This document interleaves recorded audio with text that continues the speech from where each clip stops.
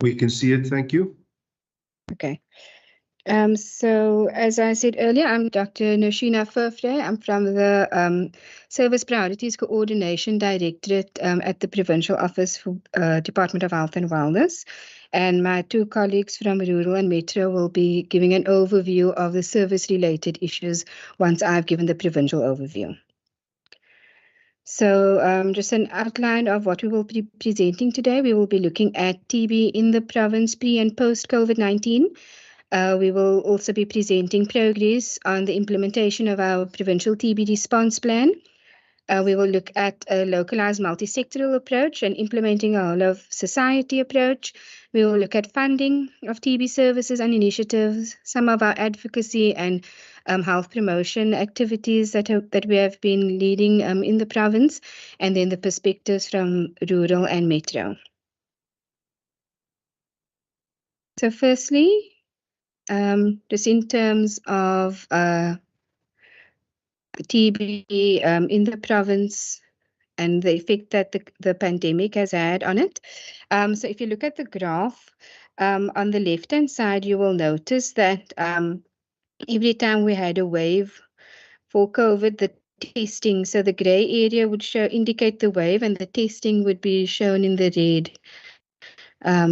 So every time there was a COVID wave, the testing would decrease over time. So as you can see, and if I can show you there again, we had a second wave and then the testing went down again. So that was the trend over time at the height of the pandemic. But this has over time started to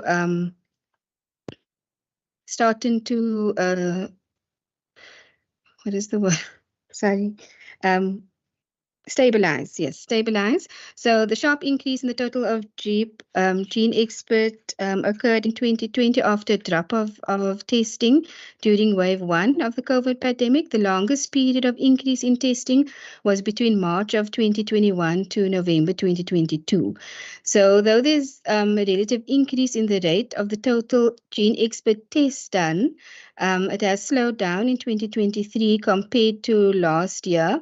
But it is still above the median monthly rate that it was prior to COVID in 2019.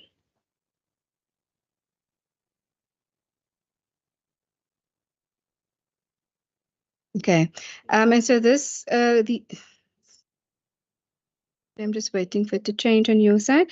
So this slide just shows the severe outcome the COVID-19. So it looks at the median for the 28-day moving average of TB-specific admissions among adults. So it increased per year with 25.1% in 2019, 26.3% in 2020, and then by 2021 it was a 27.5% increase.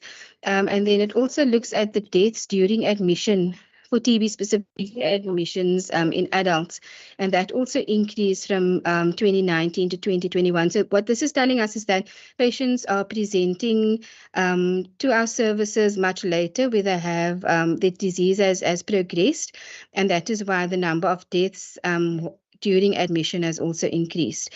So it shows that we need to start finding our cases earlier so that we can start with early intervention so that they're not as sick when they present at our facilities. Okay.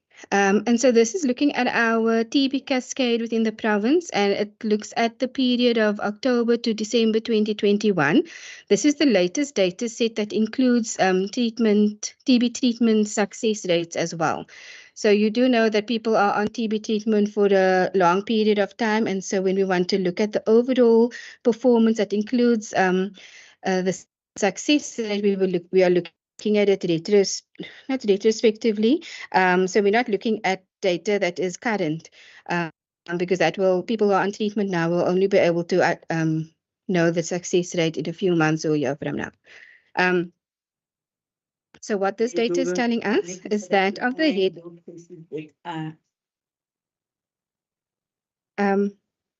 Sorry, can I continue?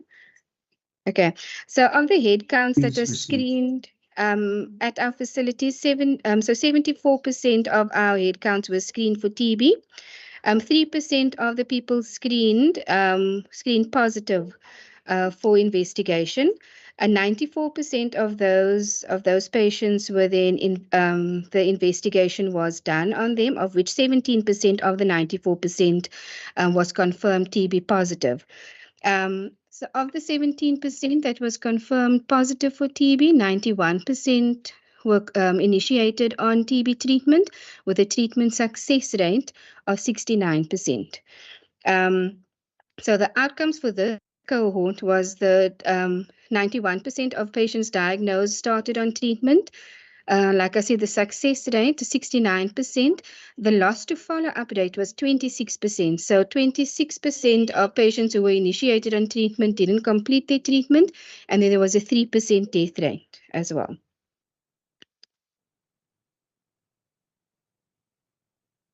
So now I'm going to move on to BCG coverage. So the BCG vaccine is provided routinely to all infants at birth. Coverage range from 65% to 100% across all districts in 21-22 in that period, with the lowest coverage being in the West Coast. For the following year, 22-23 period, the coverage decreased slightly in some of the districts. And the reason for providing this vaccine is to provide protection against severe forms of TB disease. But it doesn't obviously provide complete protection against TB infection. So there's still a need for effective TB vaccination of all children.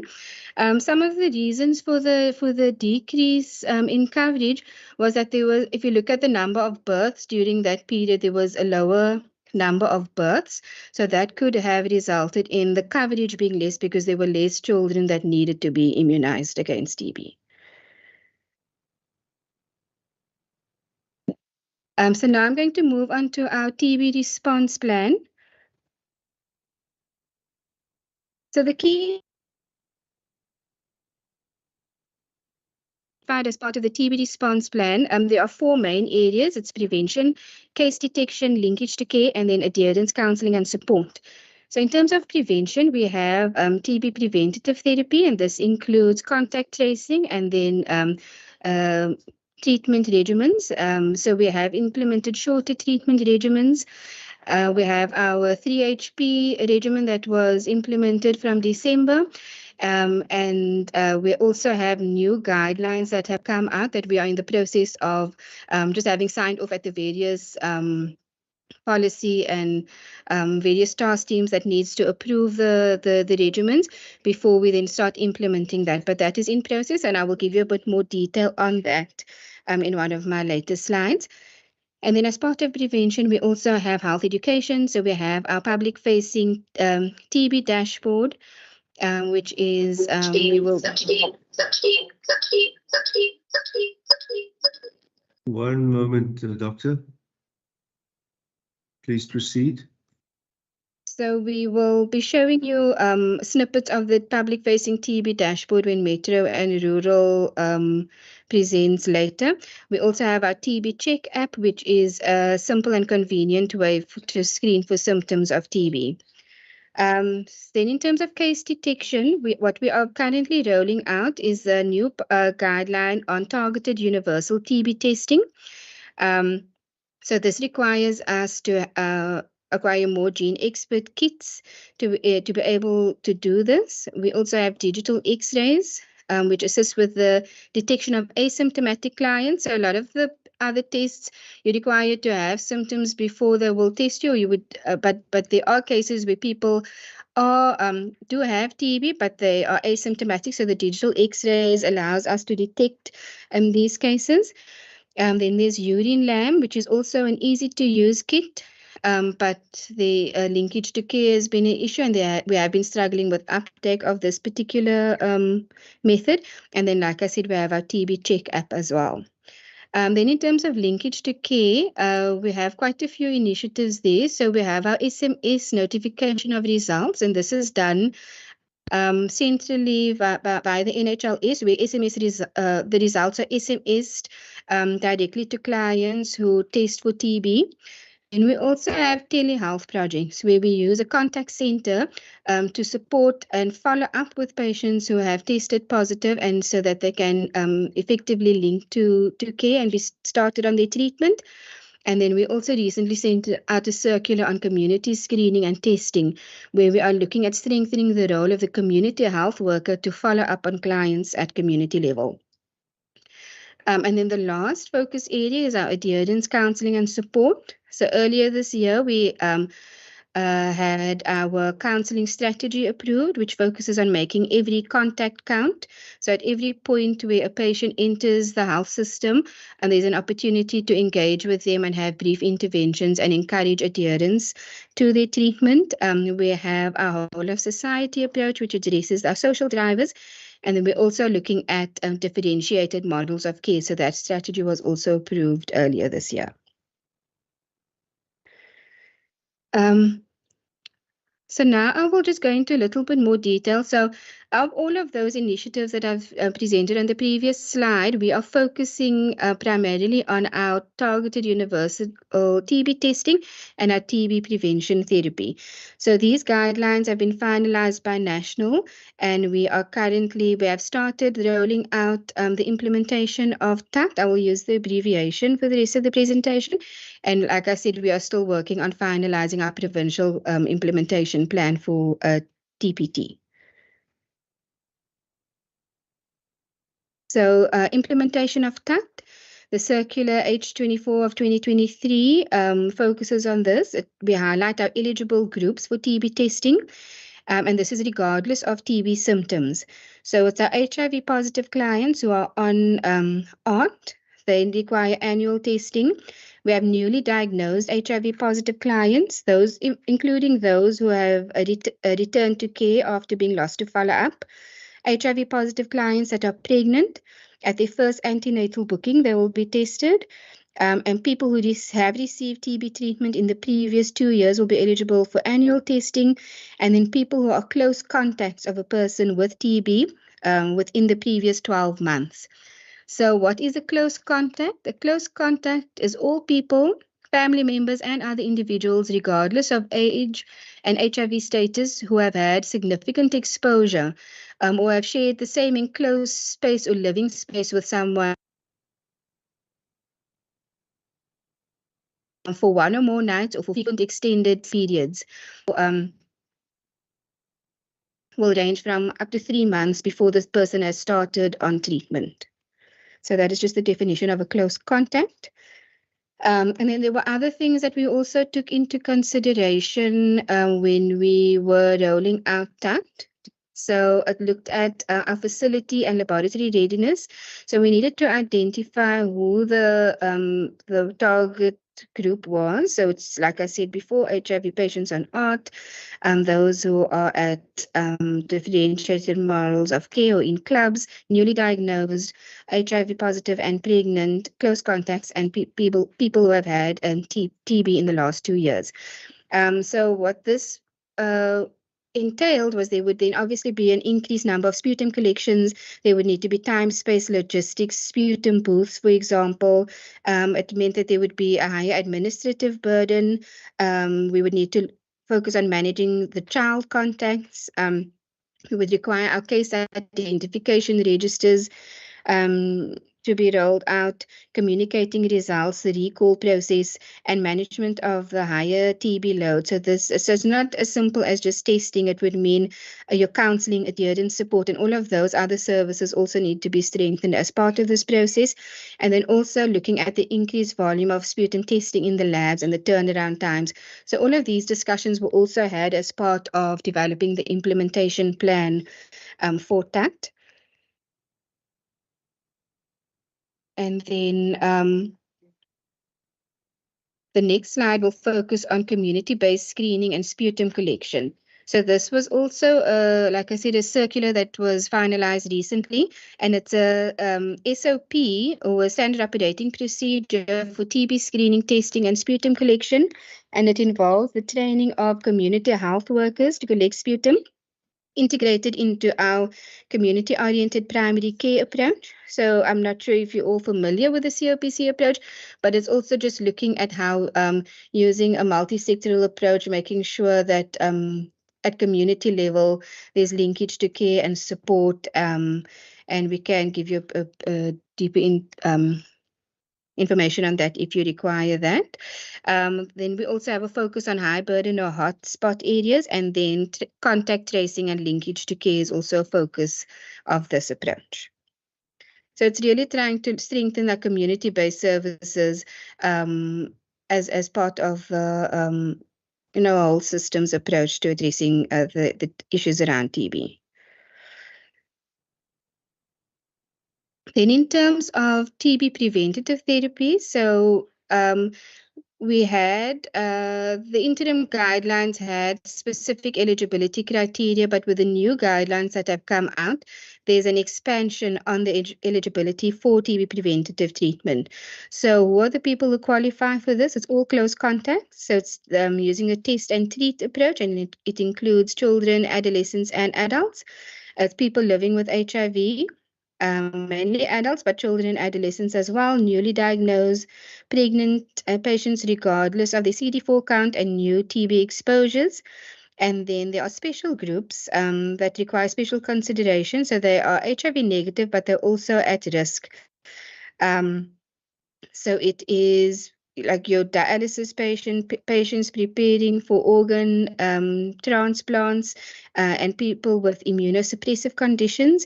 So your diabetics are one of the key groups, but they're particularly focusing on the uncontrolled diabetics. We're looking at congregate settings, so inmates at correctional facilities as per appropriate guidelines, and then also healthcare workers that would require included in the guidelines. Okay, so now I'm going to move on to funding of TB services and interventions. So there are a few projects that we are working on at the moment. The first one, I'm just waiting for my slides to... There we go. The first one is our government-to-government project. So it's looking at supporting innovation in TB case finding and contact tracing. So the objectives of this project is to raise awareness of TB as a leading cause of death in the province for more than a decade. It's to reduce the number of TB infections, improve timely diagnosis, and increase the number of those diagnosed, so that we can enable early initiation and treatment and provide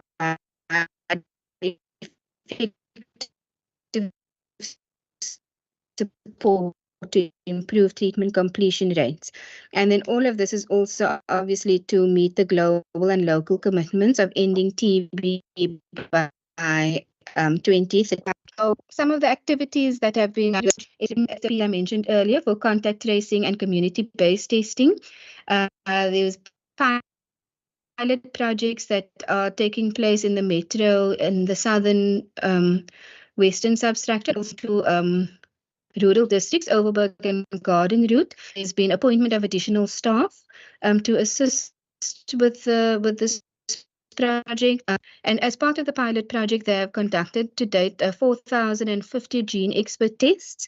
And then the completed pilot was then circularized as the SOP for community testing, and it is now included as well into the CHW training, which is being developed and implemented by our People Development Center. Then we have also received funding for additional gene expert tests through the Global Fund. So this fund is for the Metro, and it's for 2 years. And the funds are for implementation support. And it will also include support with resources, digital chest X-ray screening, and also human resources, as well as equipment. And it also includes support and technical assistance. So we've also highlighted the staff that has been made available for social workers, social auxiliary worker, data quality monitors, nurses, and then also a program manager as well. Then we have provincial funding that we received for a provincial triggered response. And this is also taking place in mainly across the metro and then in the 2 rural districts as well. But it's also so we are still in the process of appointing staff in the metro, but staff has already been appointed in the rural. So CHWs have been approved and appointed, as well as the professional nurse. So these people that are being appointed will be used to assist with TB testing and the implementation of that as well. Now I'm going to move on to the whole of society approach, the localized multi-sectoral approach.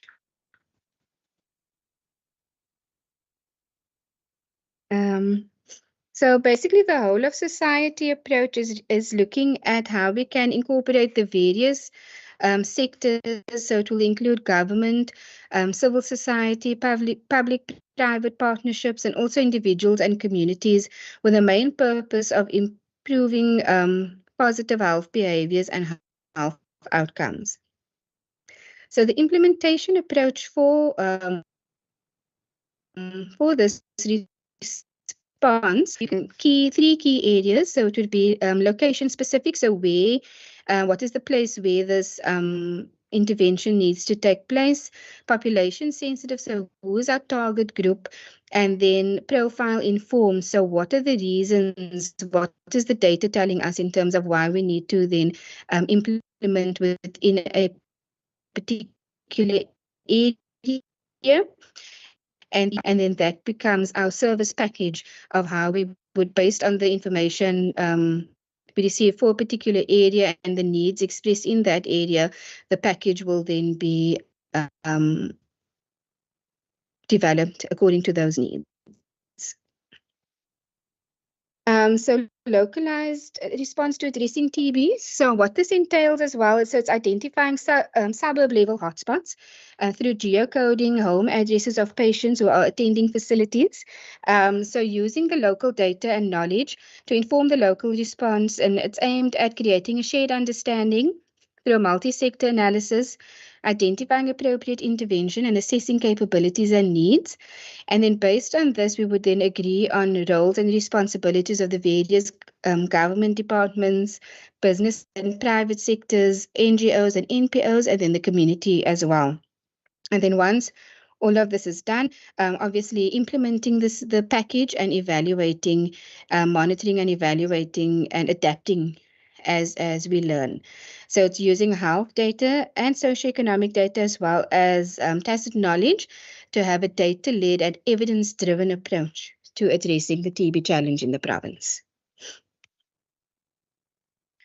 I'm going to move now on to the health promotion aspect of our interventions, as well as the advocacy. So this is just some of the IEC materials that we have available in the TB space. So we have very simple user-friendly posters and pamphlets that are available, looking at what the signs and symptoms of TB is, looking at what treatment is available, and just giving general information that can assist the community with just getting a better understanding of what TB is. Then we have information and education pamphlets. So it's frequently asked questions and answers.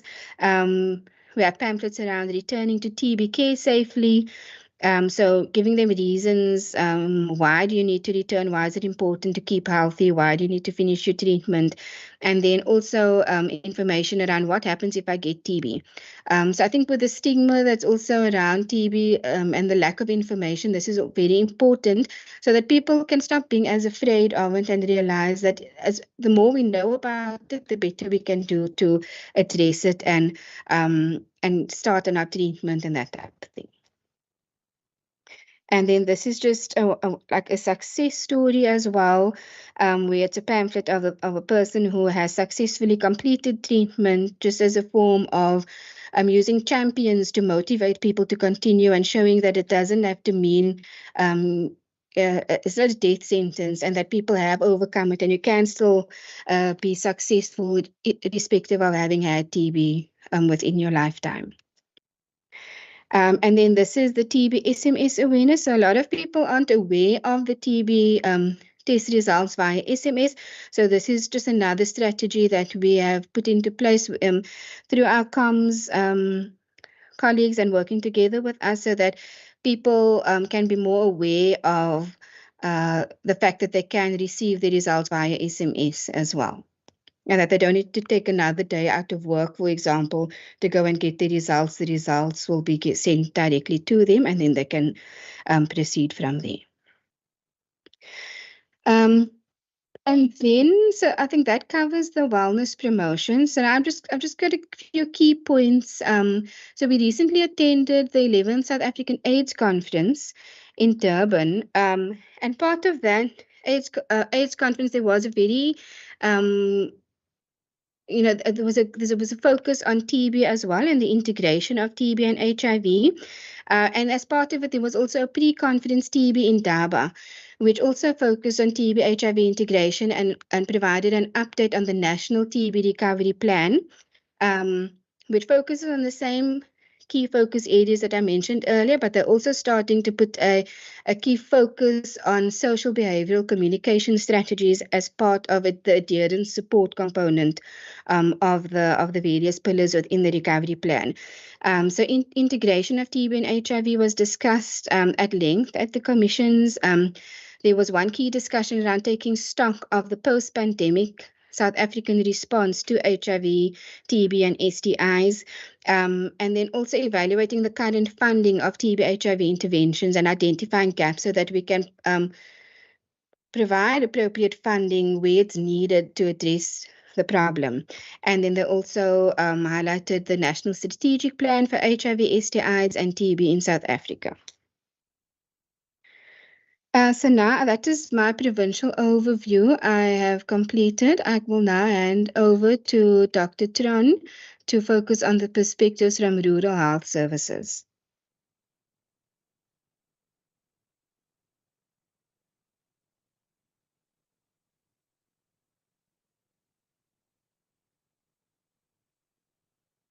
Yeah, thank you. Good morning, Chair, Minister, members and colleagues.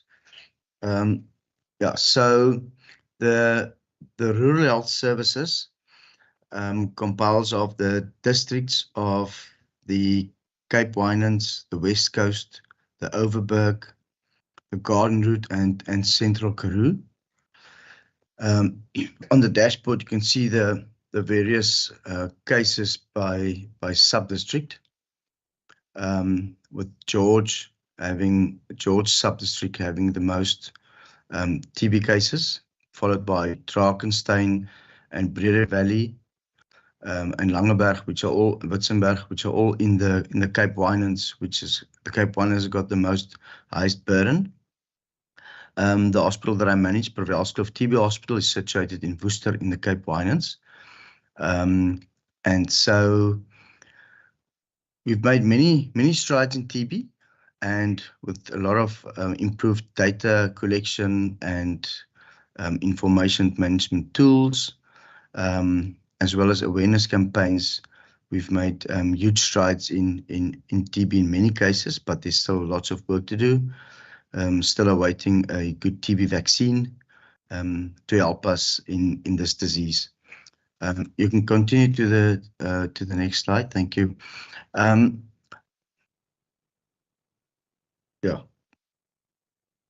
Machina, you can continue to the next slide.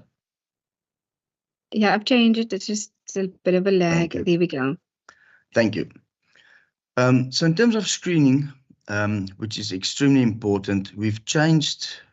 From years ago, we would wait until someone has got TB symptoms, and then we'll send them to the area where they get TB screening and then maybe testing. We've moved now to active screening. We screen everybody that comes through the primary healthcare facilities.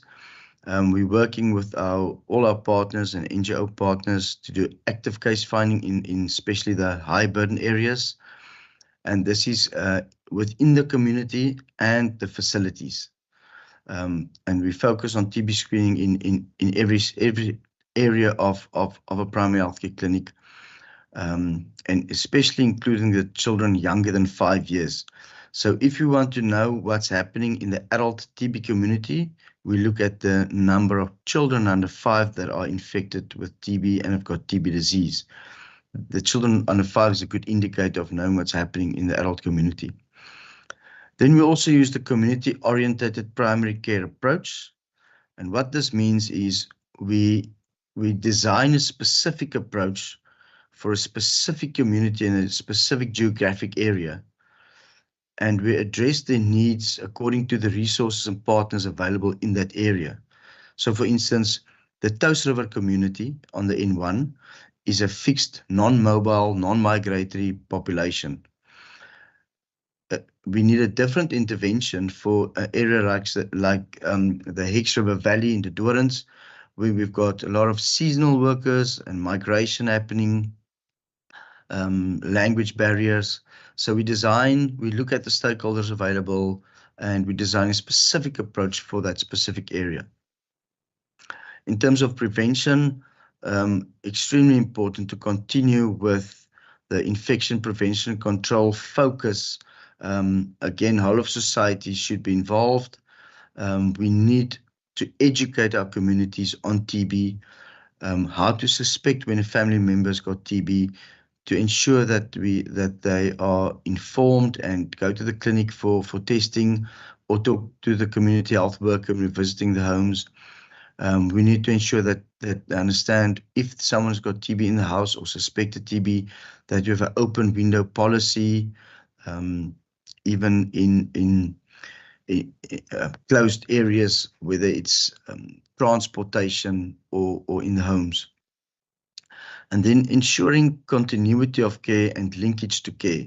It's one thing to screen and detect and start TB treatment, but it's so important to ensure that the patients finish treatment, because after 2, 3, 4 weeks, they feel much better on treatment.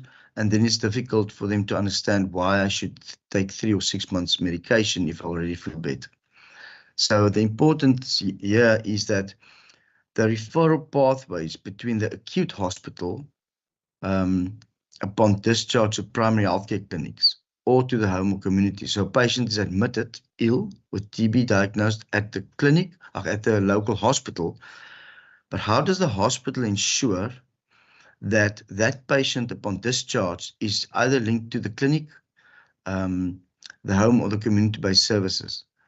And the home community-based services, we assigned specific carers to PHC facilities to facilitate the safety net upon discharge, so that we ensure that the patient adhere to therapy. They are not discharged home and no one knows that the patient was admitted or diagnosed with TB or initiated on TB treatment, and they go back home. They don't necessarily tell the family.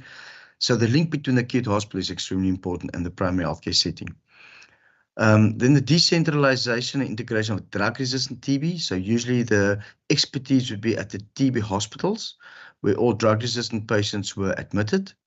And we've decentralized that model in order to build capacity at sub-district level, so that all the doctors and the designated professional nurses working in the TB field in a sub-district are skilled to diagnose and initiate treatment of drug-resistant TB patients and ensure adherence to therapy within a multidisciplinary team.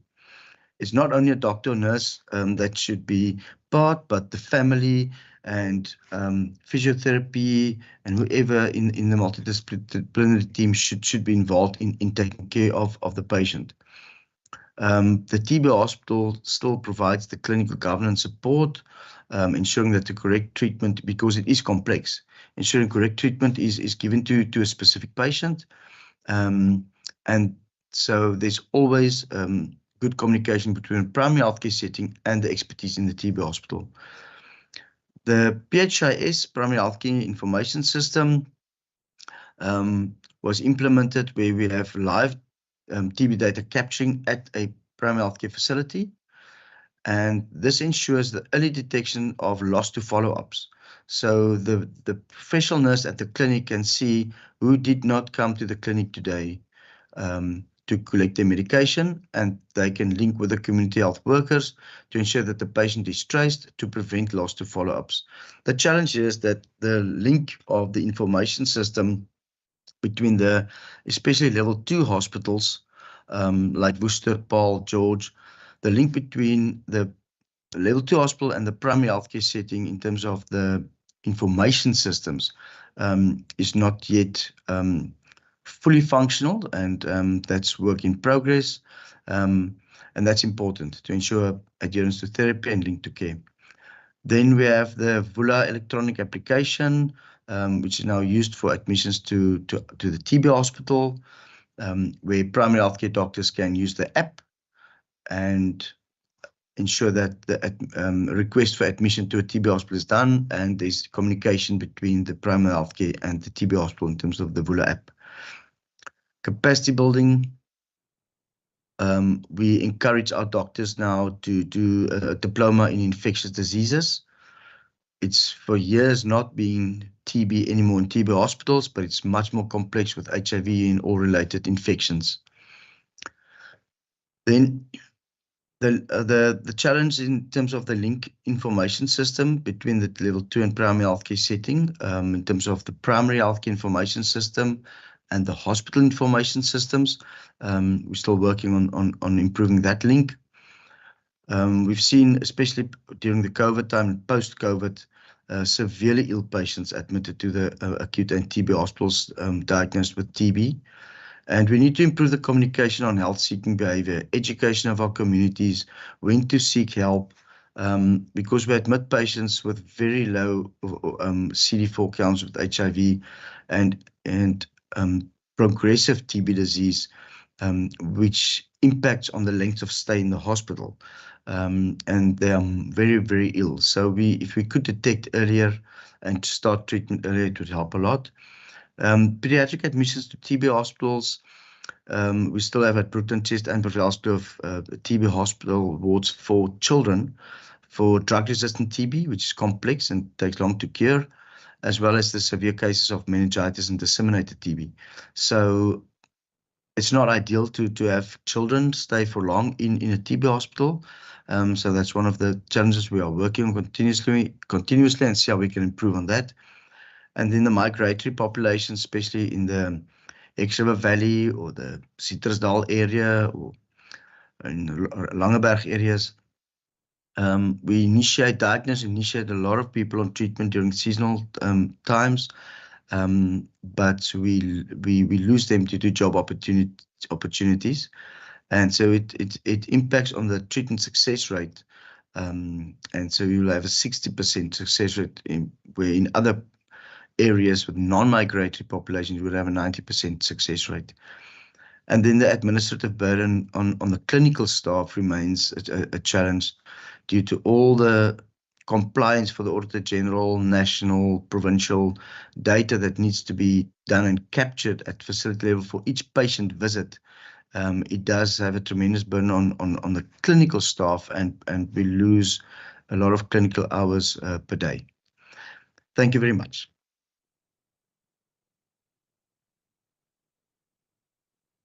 Thank you, Dr. Tron. Yeah, I think we just have one more speaker left, Dr. Kalawi from Metro. Thank you.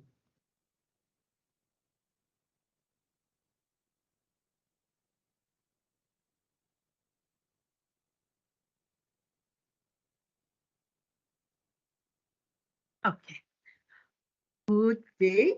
So I'm representing the MHS, and in MHS, we've got 29,100 cases of TB by June 2023, and most of them are in the Tygerberg area where I reside. And we've had about 2,600 TB cases, unfortunately. I mean, TB deaths, unfortunately. But generally, we're not doing badly. we do see positivity rate of 16.4%. And what we've done to try and cap this is that we have tried to improve on finding those cases that have symptoms and those cases that don't have symptoms. So because those cases that don't have symptoms can continue transmitting the TB.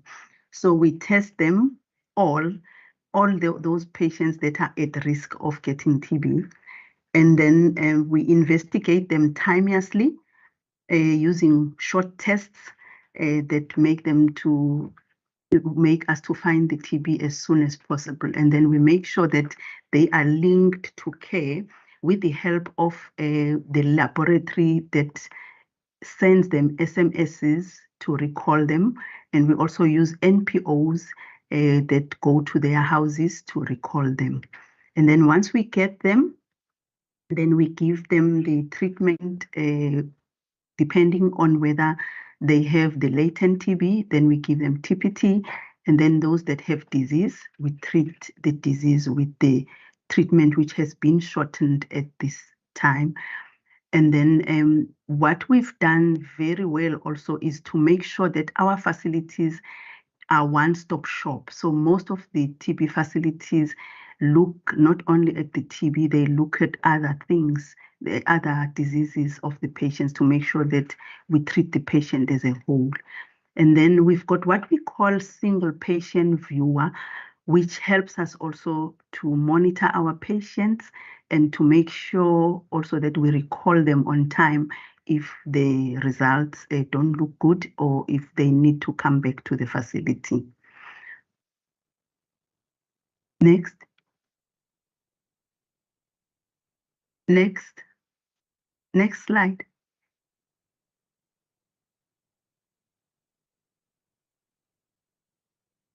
Can you please move the slide?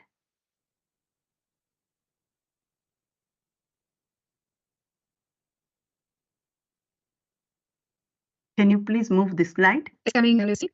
Oh, It's just loading. It's moved on my side, I think. Yes, okay. yeah, I have moved it as on my side. There we go. Okay, so it's appearing now. Okay, so those were just the highlights of the things that we've done, but we are not without challenges. So when we target these patients to get them while they have symptoms or they don't have symptoms, we've got challenges with those who don't have symptoms, because then they tend to not want to come to facilities because they say they are not sick.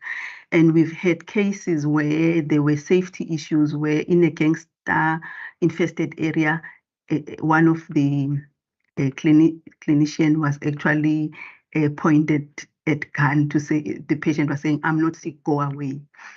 We've got also infrastructural challenges. We need more booths so that people can cough out these sputa so that they can be tested. And if there are fewer booths, there can be longer queues.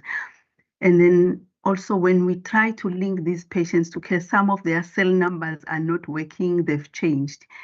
So we have to update the cell numbers all the time, make sure that we check with the patient that the cell numbers have changed. And then most of the patients, especially those that have drug-resistant TB, they tend to be on drug abuse. And then they don't have also places to stay.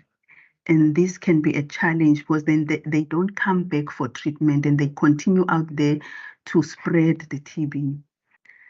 And then from the side of social workers, because most of these patients have social challenges and psychological challenges, there is not enough social workers. So we tend to have longer queues or longer waiting times for these patients to be accepted by social workers. So staff in general needs to be looked at and be updated. Next slide.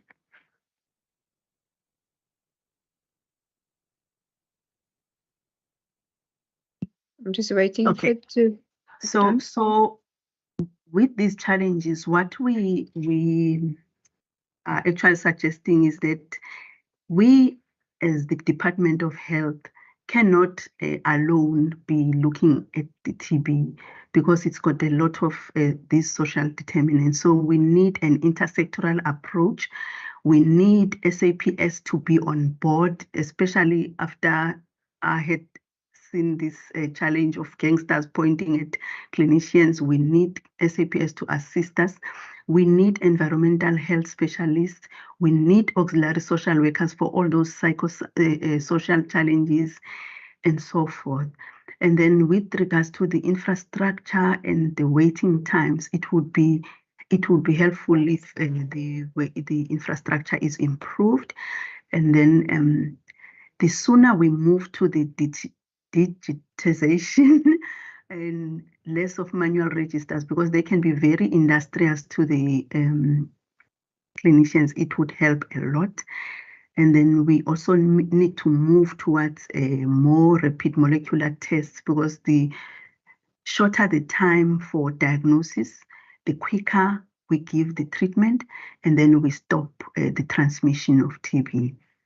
And then generally, we need to improve the staffing so that people can work much better with the patients and make sure that the patients get a one-stop shop. Thank you.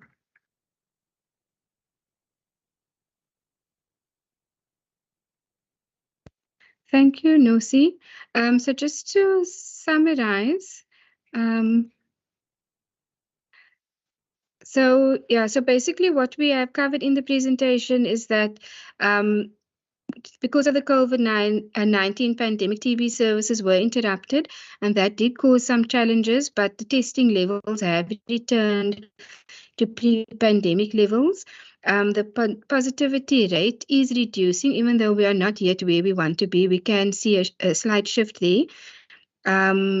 The TB success rate in the last cohort was 69% for drug-sensitive TB and 50% for drug-resistant TB. We are leveraging on the COVID-19 learnings to strengthen the TB program. And as part of the recovery plan, we are focusing on strengthening our case detection, linkage to care prevention, and adherence support strategies.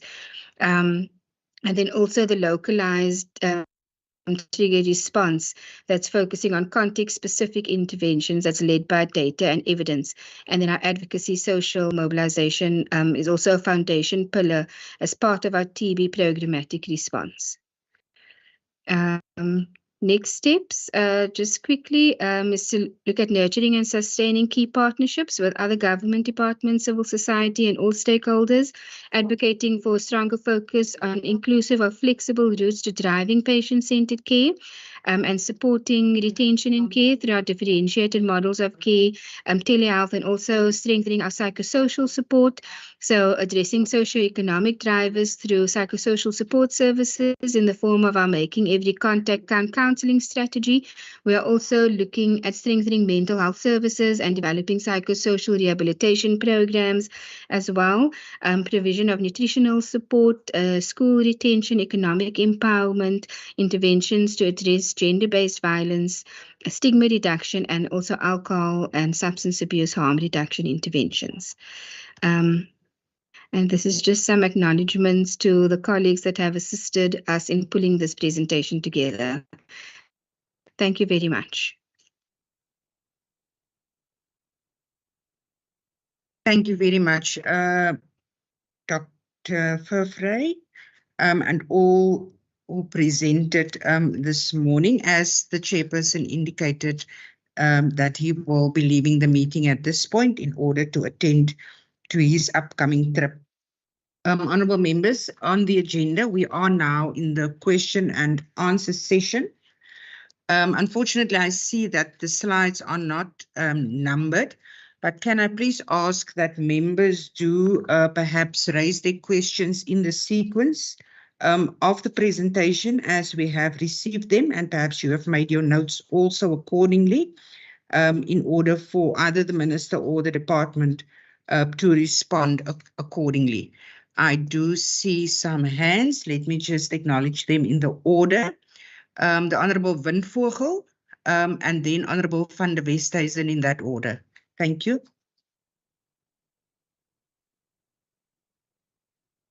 Thank you, Chairperson. Chair, my first question, first allow me to welcome a very informative presentation by the team or the department. Then, Chair, my first question is on the input of the Minister. The Minister mentioned that we still need to establish the TB caucus. I just want to understand the reasons why for the delay in establishing the TB caucus. Then secondly, Chair, I understand TB is the major reason for our death in our province and country. So I just want to understand, out of the death rate, how many are children? Then, Chair, lastly, I want to understand from the department side, what is their success rate when it comes to locating persons who no longer come to collect their medication? I normally call them dropouts. So if I can understand the success rate in getting hold of those patients. Thank you for now, Chair. Thank you very much. Honorable Winvogel, can I just ask your last question? Is that specific to an area, rural or metro, or collectively? It's generally, Chair, collectively. In general. Sure. Thank you very much, Member Winvogel. Member van der Westhuizen. Thank you, Chair, and thank you for this presentation. Not only did the compilation of this presentation take a lot of energy and input, but I want to express my appreciation and my respect for the work that you are doing. I really admire it, and I've certainly learned a lot through this TB ad hoc committee about the severe challenges. And I must say, I never thought, for example, of people that are addicted to drugs and therefore avoid hospitalization, etc. So my admiration for you for managing a very complex situation. 4 quick questions. When you say you're back to pre-COVID numbers, we are in a province that is growing very quickly in terms of population numbers, and are we exceeding those rates? Because if I look at the complete left-hand side, and I think it was about on slide number 3, it seems as if we are back to very similar numbers before 2019, yet I think our population in the last 4 years have shown some growth at least. The second one is I've heard from a medical doctor that at one stage there was a shortage of the BCG vaccines for babies. What is the position with the provision of vaccines, and can you assure us that there are sufficient stocks available? My third question deals with the issue of migrant workers. Is there a national database of patients, so that if that patient should go back to the Free State, that a clinic there would be able to look up the medical history of such a patient, and what are the progress in this regard? And linked to that, my insurance company even knows when I've exceeded the speed limit. To what extent can we make use of modern technology? I do note with appreciation your use of SMSs, etc. Now we all know if you order online, you get a lot of reminders and where your parcel is currently tracking, etc. And I'm just wondering, to what extent can that be an aid in tracking patients, in informing patients, in reminding patients? My impression at this point in time from the presentation is that it's only the results of testing for which SMSs are currently being used. And then lastly, Chair, I appreciate the tailor-made programs for different communities. I also represent communities that are relatively isolated. If I think of of those communities around Wuppertal, etc. They do go to town on a weekly basis, but quite often they are not. My impression is that the clinics are not open on a Saturday when they do go to town, etc. And my question is just to what extent are we able to monitor the prevalence of TB in those, can I call it, closed communities? Thank you, Chair. Thank you very much, Honourable van der Westhuizen. And concluding this round of questions, Honourable Maree. Thank you so much, Chair Lady. I am a bit disappointed. This is 2023, and we are given stats up till 2021. We already got those stats, and they gave it at previous meetings. I know how many people died, I know how many thousands, contracted TB, blah, blah, blah. It seems to me, and I want to put the question to the Minister, you do not build more jails because there's crime. You address the criminal problem, the crime itself, so you don't have to build a lot of jails for criminals. Now, are we doing that with TB? We know what causes TB. It's poverty. It's overcrowding. We know that. We're not addressing that. We want more medicine for the victims of it. I don't see in this any discussion, serious discussions with the government to say, what are you doing about giving the people proper food, proper nutrition? What are you doing about building more houses and not squatter camps? What are we doing against overcrowding? And what do we do about people who's got TB, resistant TB, but refuse to complete their course? That's government as regulations for any situation. This is a serious situation. Thousands of people die. We heard that there were 25,655 cases in the Western Cape between July 21 and June 22, 26,000. We heard that 49% of those cases were in the Tygerberg region. I wanted to see and hear a report, what is the minister doing in Tygerberg, where 49% of the cases, Mfuleni, Macassar, Langa, Atlantis, Millerton, those areas, I wanted to report on that. What have you done there? We speak about a problem which we all know, and I don't believe in percentages. I want the real figures.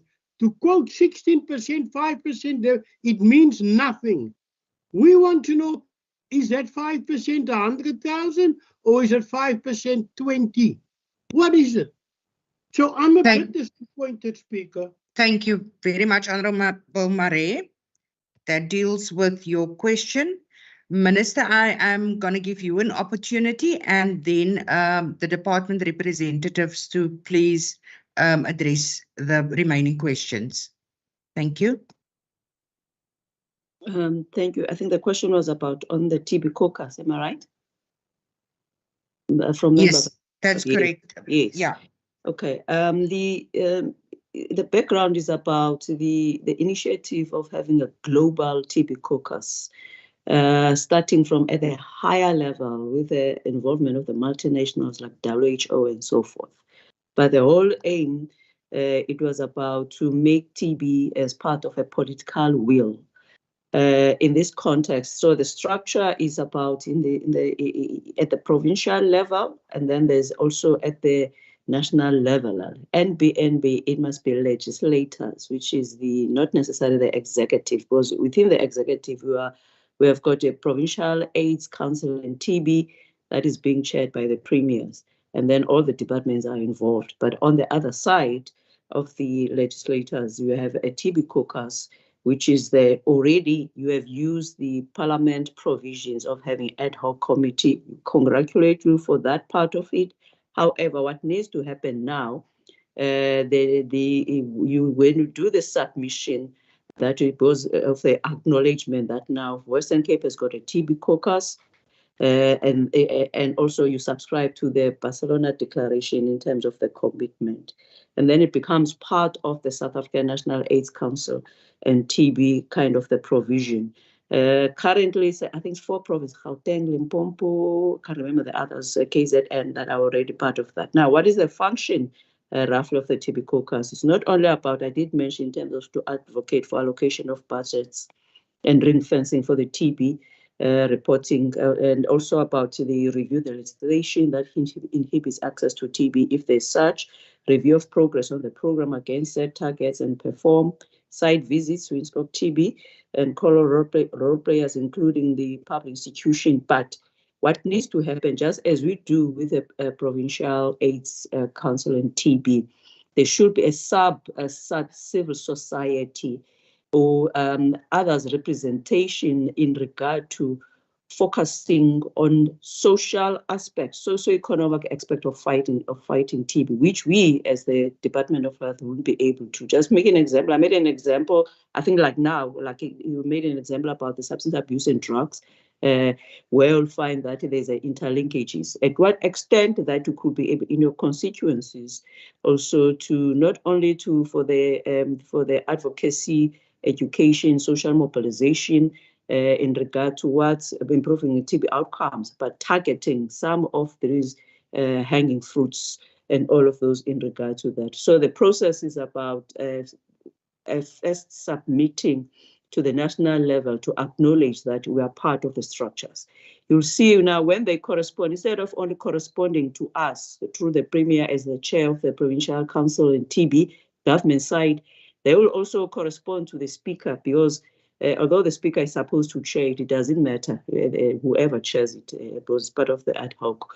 But they will have also correspondences in regard to that. I'm aware for the regional TB, the chair of the SC Health is going for in Kenya for the regional TB caucus. So he will be able to capture there that the way we are doing it is not as according to the structure that is being defined. Of course, we will always customize, but the point is about you also want some recognition instead of only bringing us the government to come in account. But what is your side hustle of ensuring that we are all fighting TB towards end of TB by 2035? Thank you very much.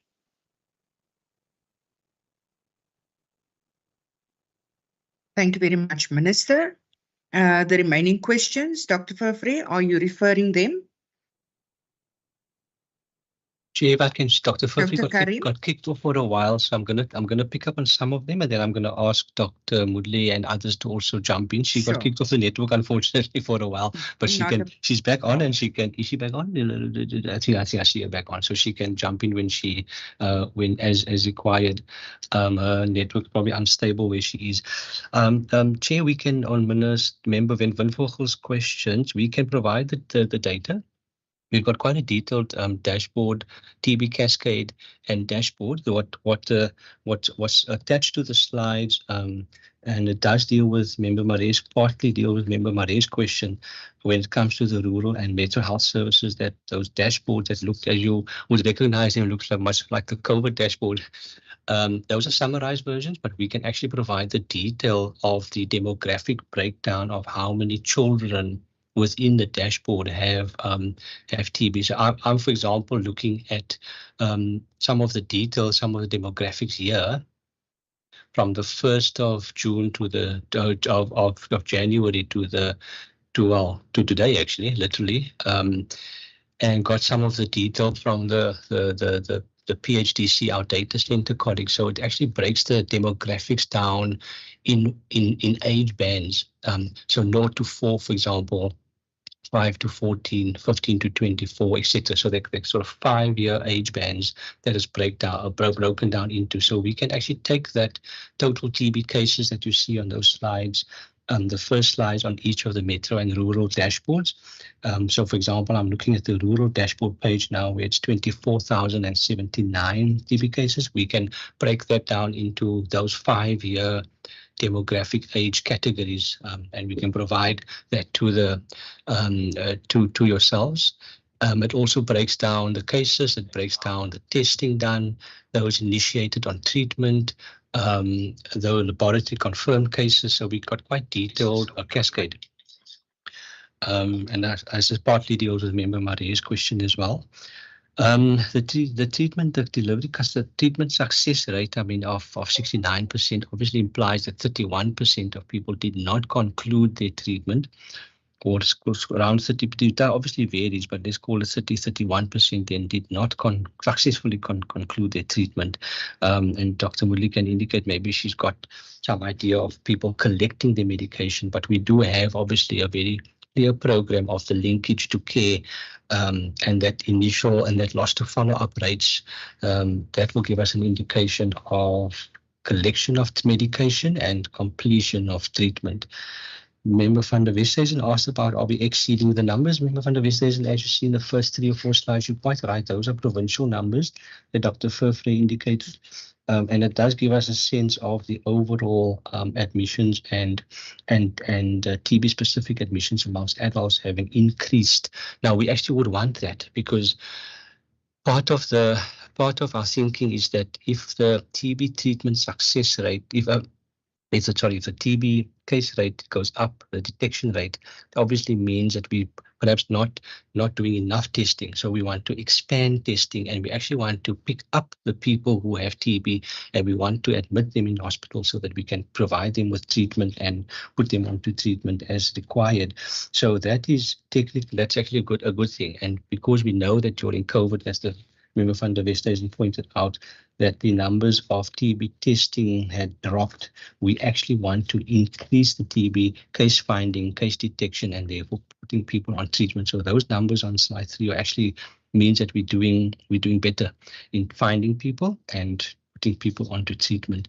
There was a question also about the BCG vaccine shortage. We don't have a vaccine shortage at the moment. We currently have a 9-week supply of vaccines in our medical depot. So at the moment, we don't have a vaccine shortage. A national database for migrant workers, I'm not sure, Member van der Westhuizen, perhaps one of the colleagues can help you with it. I don't think there is one. You asked also about using technology, and yes, that was part of the presentation. I know we just summarized it, Dr. Furfrey just summarized it at high level, but the telehealth initiatives that we started during COVID, we obviously want to expand that now to TB, HIV, and diabetes as well. And for example, in the meta, so it's not just a matter of the SMS reaching people, and that's obviously trying to say, look, you've got TB and you must come back for your results. But there's a project that we've been implementing as well with the colleagues from the Gates Foundation, where we actually want to do something similar to what we did during COVID, where we want to once people identify as having TB, we want to phone them up and say, we want to link them to care. It's a complex issue because sometimes we found that a lot of the cell phone numbers are not accurate. People they've got cell numbers, but they don't give us the right details. So it's not an easy project, but we want to expand that across the service platform. But we have initiated that and we started that, and so we want to phone people and make contact with them and link them to care that way as well as the SMS project that Dr. Furfrey mentioned as well. I can ask Dani to respond about, you asked about some of the rural communities, Dani, perhaps you can pick up on that one. And then Member Marie's question about the statistics, I've partially dealt with that, but as I said, this TB cascade, the detailed report breaks it down into age demographics, and we can easily provide that for any number of periods. What the colleagues from the data center just shared with me now is the last 6 months, as I said, alone. And that's a very detailed breakdown of laboratory testing, as I've said, total TB cases, whether they treatment sensitive TB or whether it's treatment resistant TB, etc. So there's a very detailed breakdown, Member Marie, of behind that sits behind the slides that you were shown. I'm going to ask Dr. Mudli, because Dr. Furfrey missed some of the questions, if she wants to maybe jump in and add to some of that. And Dani, if you can pick up specifically on the closed communities in the rural areas for Member van der Westhuizen. Thank you, Chair and Minister. So there's nothing I want to add. I think you've covered everything, Dr. Karim. Okay, Dr. Moodley, you want to add anything? Yeah, I think you've covered. Sorry, you've covered everything. Just about the loss to follow up. Yes, that is a serious problem that we have. We've shifted away from hospital-based treatment towards treating patients in the community, and so the onus is on us also to help with supporting them through that treatment journey. And we do struggle with getting people to continue with their treatment. So we are trying different modalities of trying to provide medication to people to make it more convenient for them and to reduce the number of times they need to come to facilities. And so that's all that I can add for loss to follow up. I think the interventions, psychosocial interventions are also key and important there. Thanks. Can I just add about loss to follow up? I think the unique patient identifier. Dr. Theron, if you want to add. Can I just say something? Am I audible? We can hear you, Minister. You may proceed. Okay. Now, I was saying that for loss to follow up, some of the interventions that have assisted us, it's about having the unique patient identifier. I recall the times when we didn't have that that intervention. I think at the time, Mr. Kruger, who might be James Kruger, was in charge of the programs at the Winelands. The issue of the seasonal workers at the time, it was about where they'll move, for let's say they'll stay for 3 months in one area, and then the season is done, table grapes is done, and then they'll move to Cederberg in the Viscus around that. But now, although now there isn't much of movement because people stay, like if you see in Brede Valley, but that you ended up because now when you go to West Coast, you get the excitement from the staff when they say that we pick up some of the patients who are actually coming from the winelands. In the system where you'll find that they will have defaulted, at least things now are moving. So what we're trying to highlight is that in some of the interventions, it might not necessarily is a solution for that specific problem. But with those solutions, with that solution, it ended up actually assisting us with that. So the loss to follow up, the unique patient identifier, where Noma French Mbombo is still Noma French Mbombo, will appear in the system, whether you go to Brede Valley or whether you go to Vredendal or wherever. It makes it easier because now we can see the whole picture that this person was supposed to be or still supposed to continue with that kind of a treatment. Well, some of the other challenges which we have seen in the ARVs slide is about when they are reluctant to come back because they will be started on another regimen, which is they are reluctant in some instances. So the unique patient identifier, which everyone in the Western Cape that enters our health system makes it easier to reduce the loss to follow up. I've just put lastly, Chair, I've just put the WhatsApp screening number there on the chat box for anyone if they want to screen themselves. There'll be questions there that will undertake to follow up so that you know where are you? I mean, you are safe. Where are you? Thank you very much. Because not everyone is symptomatic. You don't have to wait until you sweat and then cough and then you lose weight. You might have TB without symptoms, but at least taking responsibility and screen yourself. It's a one way of trying to help. Thank you very much. Thank you so much, Minister. That sums up the responses to the first round of questions. Honorable Marie, may I ask, is that an entirely new question or is it a follow-up on your previous question? It's a follow-up, dear Chairman. Thank you, member. You may proceed. Thank you, Dr. Karim. I know the quality of your work because you worked under my department, you and Virginia Peterson. And at the time, we had home carers visiting patients at their homes.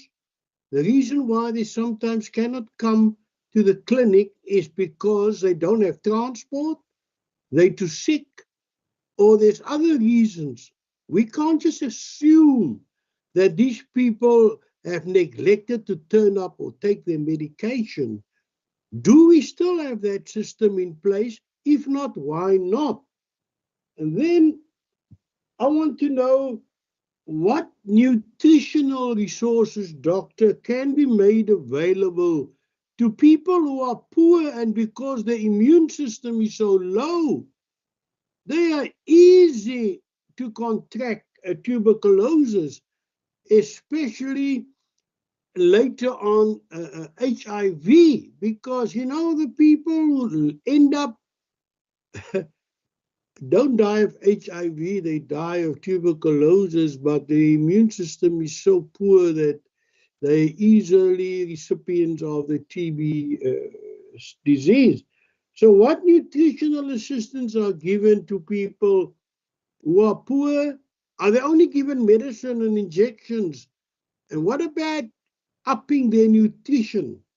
And do you think that if somebody do not comply, there should be a penalty? We are so quick to bring up all sorts of different laws in the COVID era to address the issue. Why can't the same regulations be promulgated to address tuberculosis? Thank you. Thank you, Member Mare. The department. Thank you, Honourable Chair. Thank you, Member Mare is quite right. I mean, I worked under Member Mare when he was Minister for, gosh, that was around 30 years, probably 30 years ago. And I remember Marie's got an astute memory. So Member Marie, yes, and our colleagues can also add to this. Our community health workers do the screening, and that's one of the photos. It was in one of the slides, I think, actually. It was a community health worker sitting in a patient's home.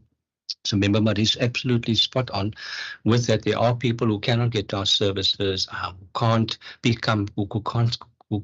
come to our clinics, etc. And those are people that can be picked up by the community health workers in the province. Roughly, I think we have roughly about 3,800 community health workers in the province, metro and rural combined. And we obviously work with our NPO partners in being able to identify people, and particularly those people who cannot access our services. And the second point, Member Marie is again quite right. The nutritional status of these people is actually quite a major issue, because they've got TB, and as the Minister said, now you will lose weight. It's part of the disease progression. As the disease progresses, people will tend to lose more weight. So their nutritional status is actually quite crucial. And we just had the conversation with the committee last week about the malnutrition. And part of that nutritional program, in fact, does pick up the people who are identified with TB or who need nutritional support. And then we've got a program of putting them onto nutritional support from our clinics. And then also we've got a program, as we presented to the committee last week, about then linking people who require further nutritional support with the Department of Social Development. So on both points, Member Marie is absolutely quite right. I mean, the community health workers do our screening, and as part of our process of outreach, and nutritional status is also quite critical, because the immune systems of people who have TB are obviously quite poor, and they're therefore more prone to illnesses. Does anyone from the department want to add? I see Daniel's hand, Honourable Chair. You'll allow that? Of course, Dr. Tran, please go ahead. Thank you, Chair. I just wanted to add to the previous question before I answer, add to Dr. Karim's answer to Member Mare. Yeah, so in terms of the migratory populations, what we do have for drug-resistant TB, which was part of a global development over time of the electronic drug register on the online system, we do have a unique patient identifier now for drug-resistant TB across the provinces, which was previously a major issue to track patients across provinces with drug-resistant TB. We do have that now on the new online system. We don't have that across provinces for drug-susceptible TB, but we do have, as Minister also said, the single patient viewer, where we can track a patient, which facility did he visit, when did he go to Tygerberg, what was the reports. So that helps a lot within the Western Cape. I think with info systems available, we are far ahead in terms of a lot of other provinces, and that's what makes it difficult to track patients, because not all provinces are really geared very well in terms of info systems. For Member Maria, I can just say, when we identify any patient at a primary healthcare clinic who is underweight, especially children, but also other adults who are underweight, we refer to our dietitian, which visit our facilities, and we have a number of nutritional products depending on the context of the specific patient, which we then prescribe to these patients to see if we can assist them with gaining weight. With that, we also do screening for any disease, HIV, TB related, or any other diseases, and they are followed up by the dietitian. What we do have is that, unfortunately, in the poor communities, people sell these products for money, but we do address, as far as we can, nutrition for those patients in need. Our TB patients also get nutritional products, and when we admit them to the TB hospitals, they get high protein diets to assist them with gaining weight. For patients in terms of the community health workers, patients that cannot access our services, we do have professional nurses also as part of the NGO with the community health workers. And when we know of any patient that cannot visit the facility, the professional nurse would go out of the NGO, would go out to the house and do that screening. And if needed, some patients will then also be referred to the hospice intermediate care facility if they're not acutely ill and don't need hospitalization. And so that's why this NGO link and the professional nurse as part of that team with community health workers is crucially important. Thank you very much. Thank you very much, Dr. Tron. I see the Minister and then Member van der Westhuizen. Member van der Westhuizen, may I just ask, is that also a new question? Chair, it is linked to my previous question. Sure, thank you. Let's grant Minister the opportunity and then you can go afterwards. Thank you. Yeah, thank you, Chair. The question about the nutrition and so forth, it goes back to what we have said, and I've been saying that when you look at health, there are social determinants of health, which is the upstream factors that needs to be tackled by the other sectors because they end up landing up in the health system. Therefore, other sectors have got a responsibility to ensure also they deal with it. As we say, health is everybody's business.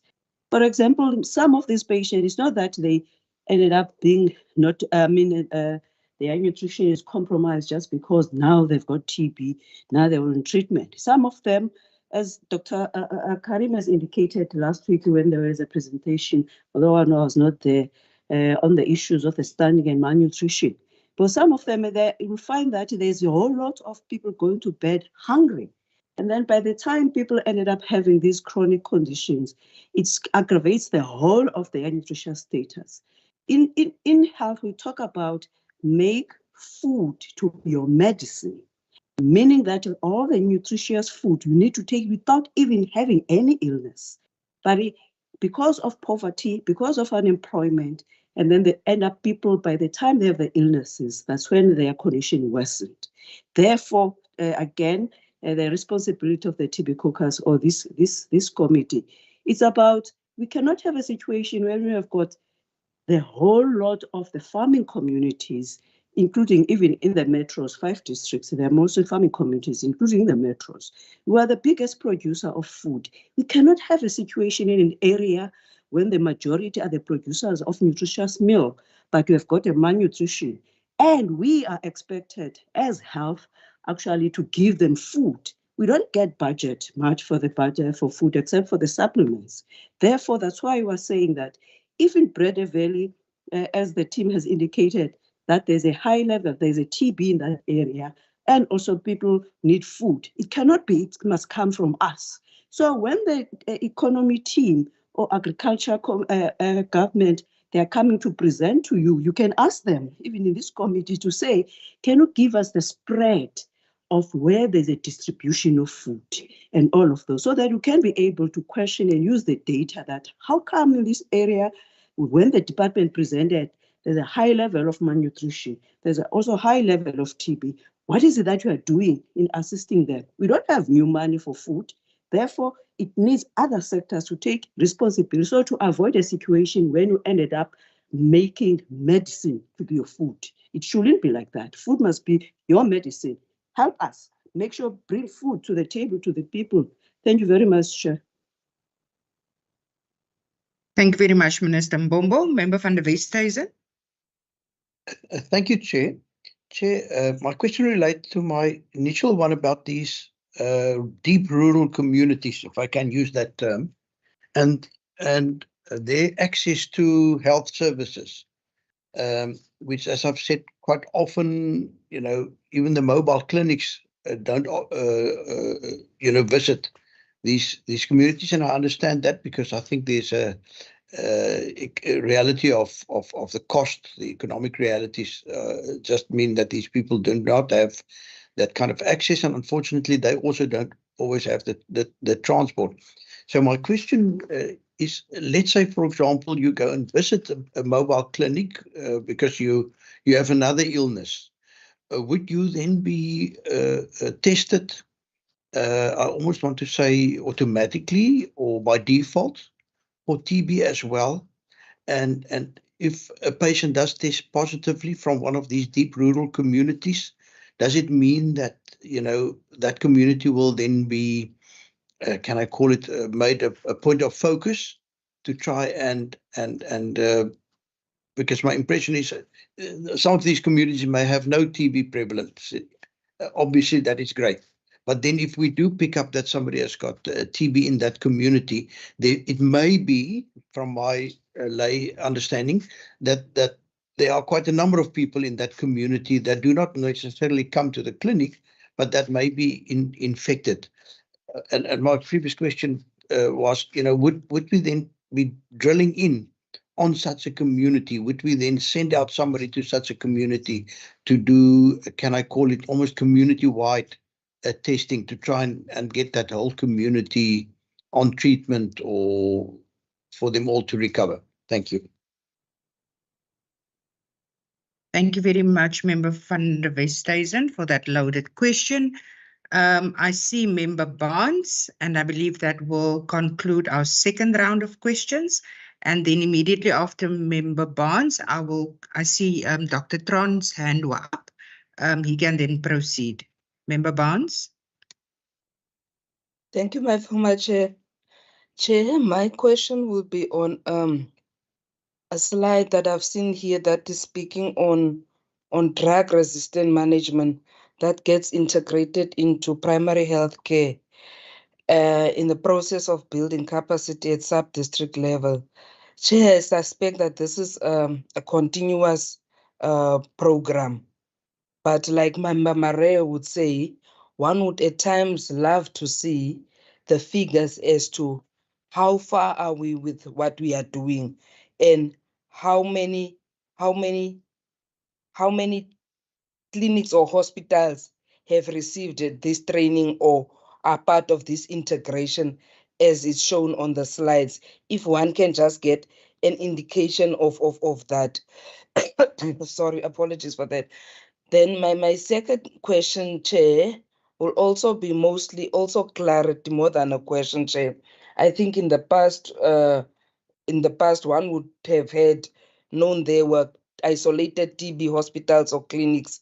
I've noticed these days that at times that clinics are also integrated, hospital clinics are integrated, hospitals that are treating TB patients are integrated into hospitals. Sorry for that.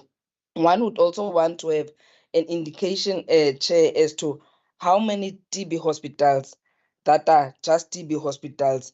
Remember, we are just members. We don't have the in-depth knowledge. If that information can be shared with us also as to how many TB hospitals are in the entire province, also in the districts, if we can get the reflection of that, how many are just TB hospitals that are on their own, and how many TB hospitals are inside integrated into hospitals, if one can get an indication of that. Thank you, Chair.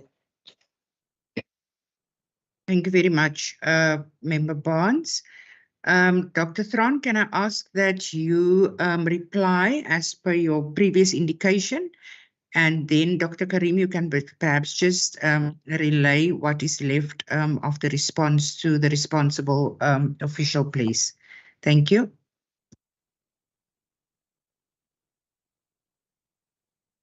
Thank you, Chair. So, Member van Westhuizen, so what we have in the primary healthcare setting to reach our far out communities is the mobile clinics, the little mobile buses, which will either have a professional nurse or a clinical nurse practitioner. Clinical nurse practitioner did an additional course, and they they can make additional diagnosis and start initiate more comprehensive treatment like antibiotics for ear infections or bronchitis or whatever.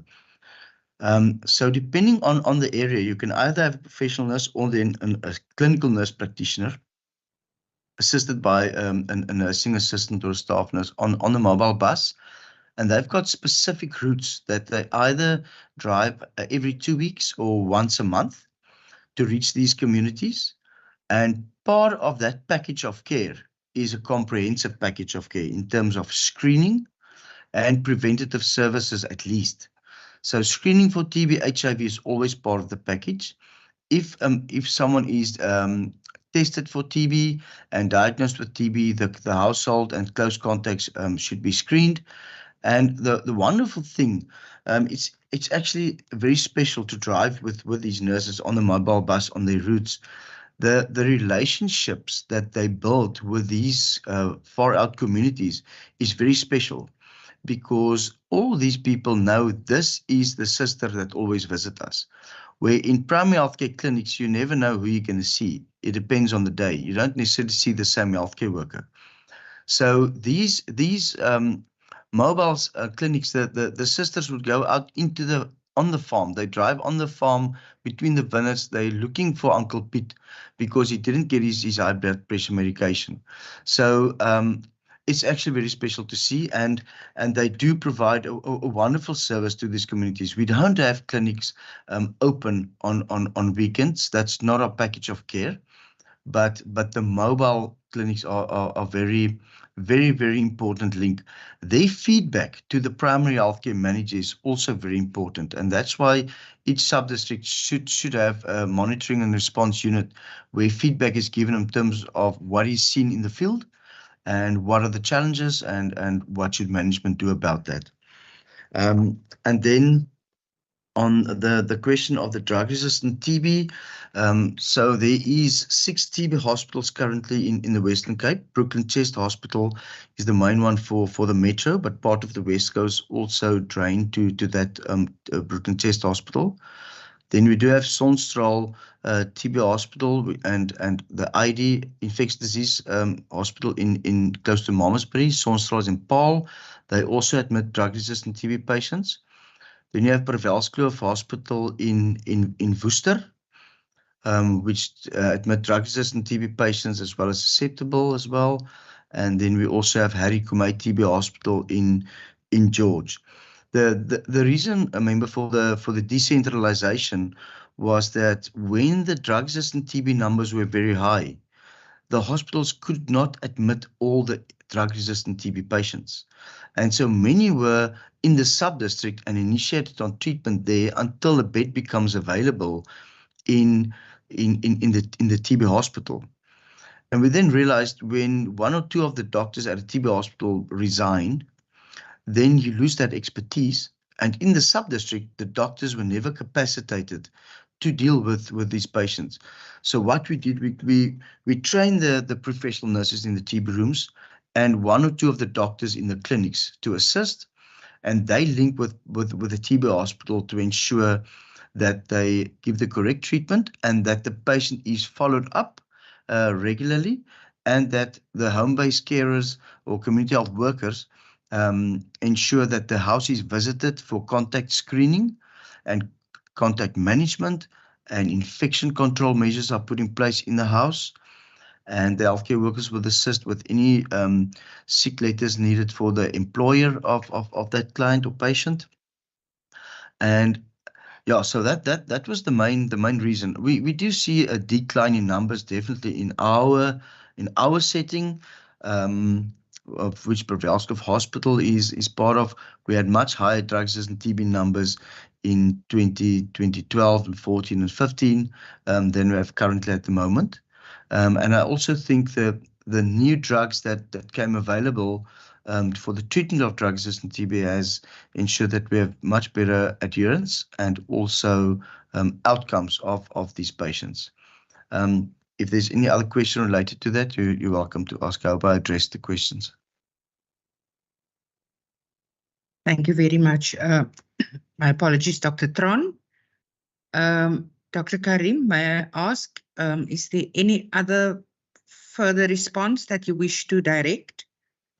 I think maybe just the question from member from the station about the screening. I mean, that one slide, again from I think of number 4, gives the percentage of people screened, or of the people screened, the percentage of people who have TB.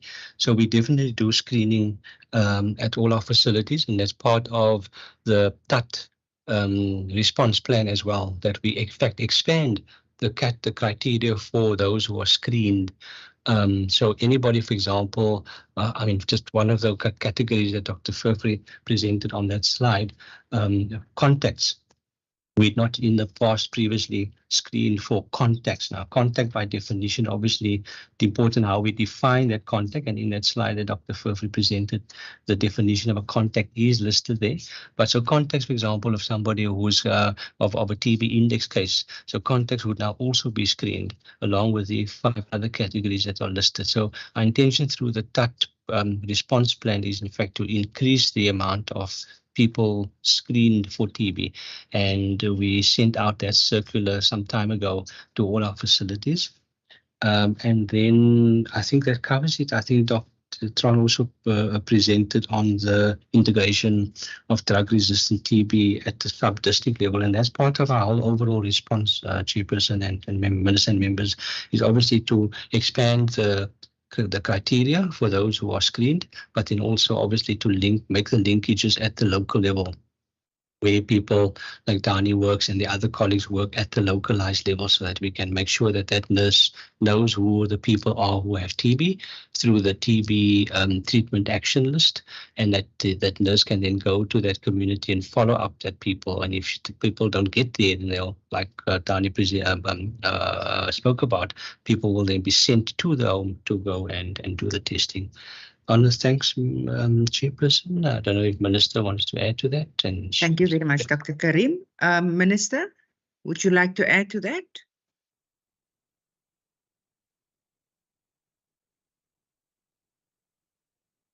Doesn't seem. Member Marais, you have another question? Yes, thank you so much. I am much encouraged by what I've heard so far.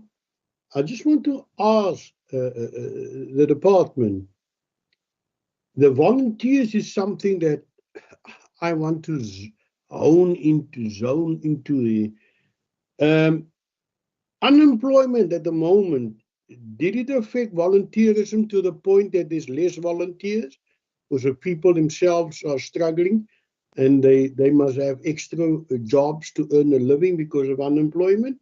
To what extent does crime, fear of being attacked criminally, affect the volunteerism, and also the fear of contracting tuberculosis himself? Is there any moves afoot that we can speak to national government about? Because I see the minister keep on referring to other departments' responsibilities. Now, can we find out what benefits can accrue to people who volunteer? There's reservist police also that volunteer, but they've been moaning that they want a danger allowance. Now, can that danger allowance also be extended to volunteers who have to visit sick people, whether they got HIV or tuberculosis? at their homes and even to take their medication to them if they can't collect the medication at the day hospitals. Do you think there is such a need? I don't expect you to do it, but then this committee must recommend it to the Premier. Must we give personal insurance for people risking their lives, so to say, by volunteering to do certain dangerous work? Thank you. Thank you, Member Mare. Member Van Vogel. Thank you, Chair. Chair, I just have two last questions, if I'm permitted to do so.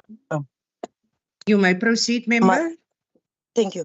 Chair, I think the Minister mentioned about no, it was Poland, but the issue of West Coast. If I look at slide 7, I just want to understand if it's possible that we can get at least a breakdown of these vaccines per district, and why was there lowest coverage for these vaccines in the West Coast?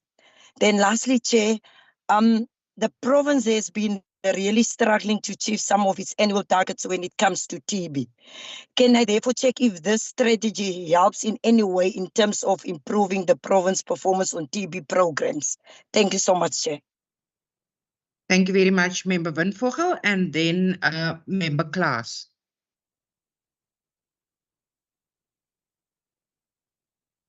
Yeah, thank you, Speaker.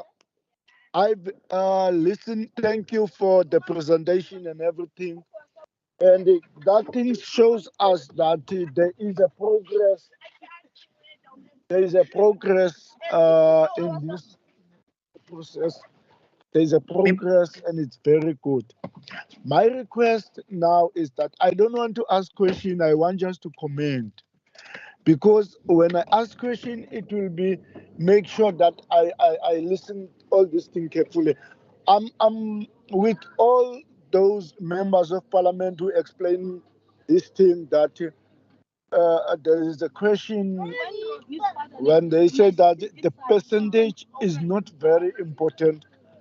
The important thing we must talk about numbers in order for us to see how we'll handle it, because the percentage is it's got commas and all that stuff for the real truth. But what we are going to say that let them let us to resolve question and say, or to resolve points and saying that all these matters that are very critical, e.g. people are dying with TB, people are afraid to go to attend their medication and all that stuff. They must now cater for those issues. That how will we resolve? Make an example. When I said the comment is that we create a group where the people must send straight the medication to those people. Maybe there are some people, but they are going to attend. But we have created I don't know the NGO or what that must be created in communities that must submit the pills and all that stuff. So I would like just to say to them, they must create such group in order for them to go door to door. Thank you. Thank you very much, Member Klaas, and then I see the hand of Member van der Westhuizen. Thank you, Chair. May I ask a new question? You may continue, Member. Thank you very much. It is my information that when a mother is admitted to hospital to have a baby, that baby, and she tested positive for TB, that the BCG vaccine cannot be, for health reasons, be what do you call it, applied, or the baby cannot be vaccinated at that point because of certain risks. Do we keep track of those babies? Are we able then, should they go to another clinic at a later stage, can they then be vaccinated?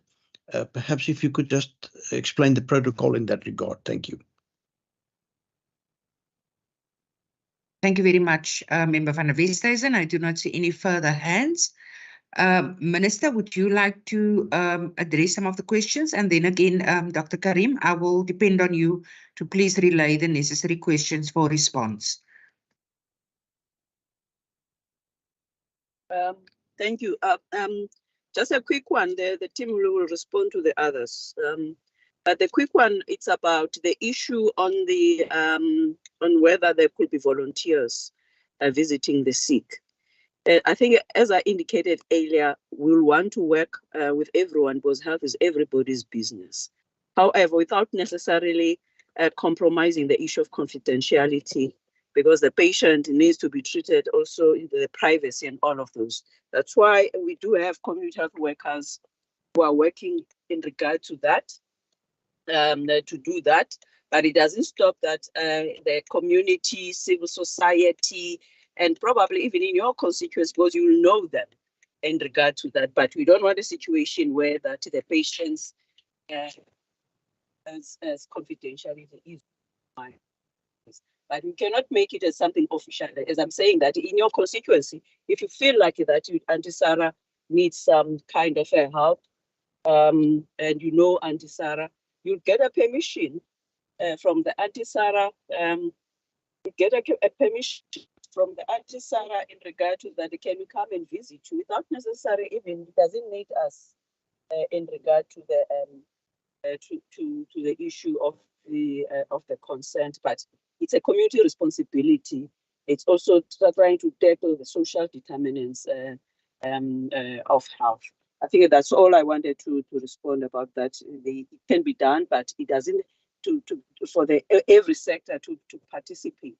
But what I was highlighting at the other sectors that in this committee or in your own committees, it doesn't stop you to ask, can you please granulate where are these jobs, or can you granulate at what extent that the ordinary people, as the producers of food, of the vegetables and food, that they do actually do get access to food themselves? Is it only about the work related without them having access to food? It doesn't stop you. Then that's when now your researchers can be able to triangulate the data and say that when the Western Cape or when the Department of Health was presenting something on malnutrition or on TB, on HIV, and the predisposing factors or the contributing factors or whatever, it has got to do with the unemployment, poverty, and whatever. Therefore, one can question that how come that in this area there's a high level of employment and there's no malnutrition and everyone is maybe a middle class, but we've got high burden of whatever. So that's what we do as health, but it does it give everyone responsibility to do as such. Sorry, sir, Chair, I'm in the car now. I was driving. Thank you very much. Thank you very much, Minister. The team. Thank you, Honourable Chair. I'm going to ask Dani to respond to the issue of the West Coast. Remember when Vogel asked why is it a bit lower there in the West Coast, Dani? Why is that a range? I think one of the issues about BCG vaccination, we've obviously been pushing this very hard in the Western Cape for many years, and that's why it's one of our key indicators to monitor. And just in general, as noted also on one of the slides, I mean, it's obviously provided to infants at birth, and that coverage did range across the districts. And obviously with COVID, there was a slight drop off. And with regard to the issue of the babies being vaccinated, member from the West and asked about that. So absolutely, I mean, babies, that's part of the whole issue. If mom has TB, and obviously we want to make sure that the babies are vaccinated at birth already and follow them up. And we've also using that Road to Health card, not only as I presented last week for monitoring malnutrition, but we also on that Road to Health card, there's a section where we specifically capture all the vaccinations. And our healthcare workers are trained over many years to specifically look for that Road to Health card, and then go to the vaccination page and check on the vaccination. So that's called a standard routine question that our healthcare workers ask. Dani, don't know if you want to add about the West Coast. I mean, I think remember when Fofo was asking why would it be a bit lower in the West Coast? Thank you, Dr. Karim. Yeah, I can just say, so we give the BCG up until the age of 1 year. Of older than 1 year, we do not give. we do give also, unless patients with a primary immune deficiency or non-HIV infection, we would not give BCG, just because it could create an severe immune response. I cannot recall the specific question on the West Coast, member van der Westhuizen, if you would mind to repeat the specific question on what specifically is lower in the West Coast, and I'll try my best to give you an answer. Otherwise, I will come back get the correct information and provide it to you at a later stage. I think it was actually Honourable Barnes that asked that question. If you look at that slide, I think it's again the third or the sixth one of your presentation there, the percentage, can I call it success rate in terms of administering BCG at the West Coast was somewhat lower, but perhaps the Honourable Barnes must speak for herself. Thank you, Member. Member Barnes.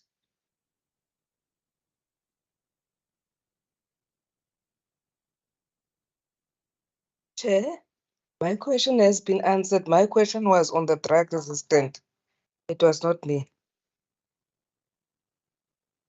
I think it deals with My that question wasn't that bar answered. chart. My question wasn't answered. Honourable members, can we have one meeting? I recognize you, Member van der Westhuizen. Thank you, Chair. There was this bar chart. I don't know if it's possible to get the presentation up again, where the pre-COVID and post-COVID, and I think it was the BCG vaccination rates that were showed there, where the West Coast was somewhat lower. But Chair, I do see it's the Honourable Windvogel's hand that is raised, and perhaps it was her question. Member Windvogel, I think it was you that referred to slide 7. That's correct, Chairperson. It was me. You mind repeating your question, please, Member? Yes, it was about I wanted the breakdown of the vaccines per district and why was there lowest coverage for these vaccines in the West Coast. That was my initial question, Chair.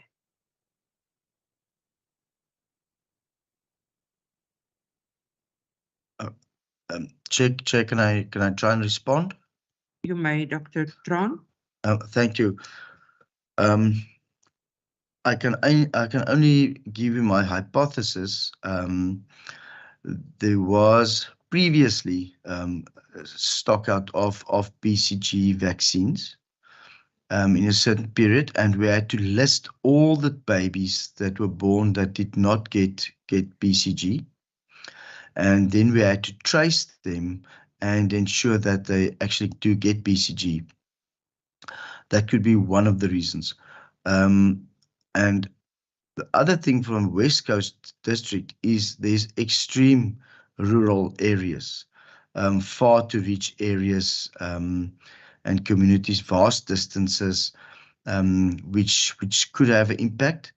There was also some migration in terms of labor in the citrus seasons during November, December, and January, which could have an impact. So those are the issues: the availability of stock, the tracing of people, the vast distances to be covered, and very rural areas, and also sometimes what we do see, patients are born in a level 2 hospital, for instance, Paul, and they came from somewhere else and had their baby in Paul Hospital, but they don't reside really in the area. So we do see that at Worcester Hospital as well. So the birth is registered, but we cannot trace the people. But for the perfect correct answer, I will get information and ensure that it does reach you.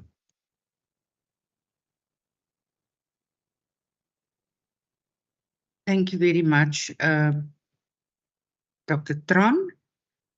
I am not sure, Vanessa Moodley, is it from the department?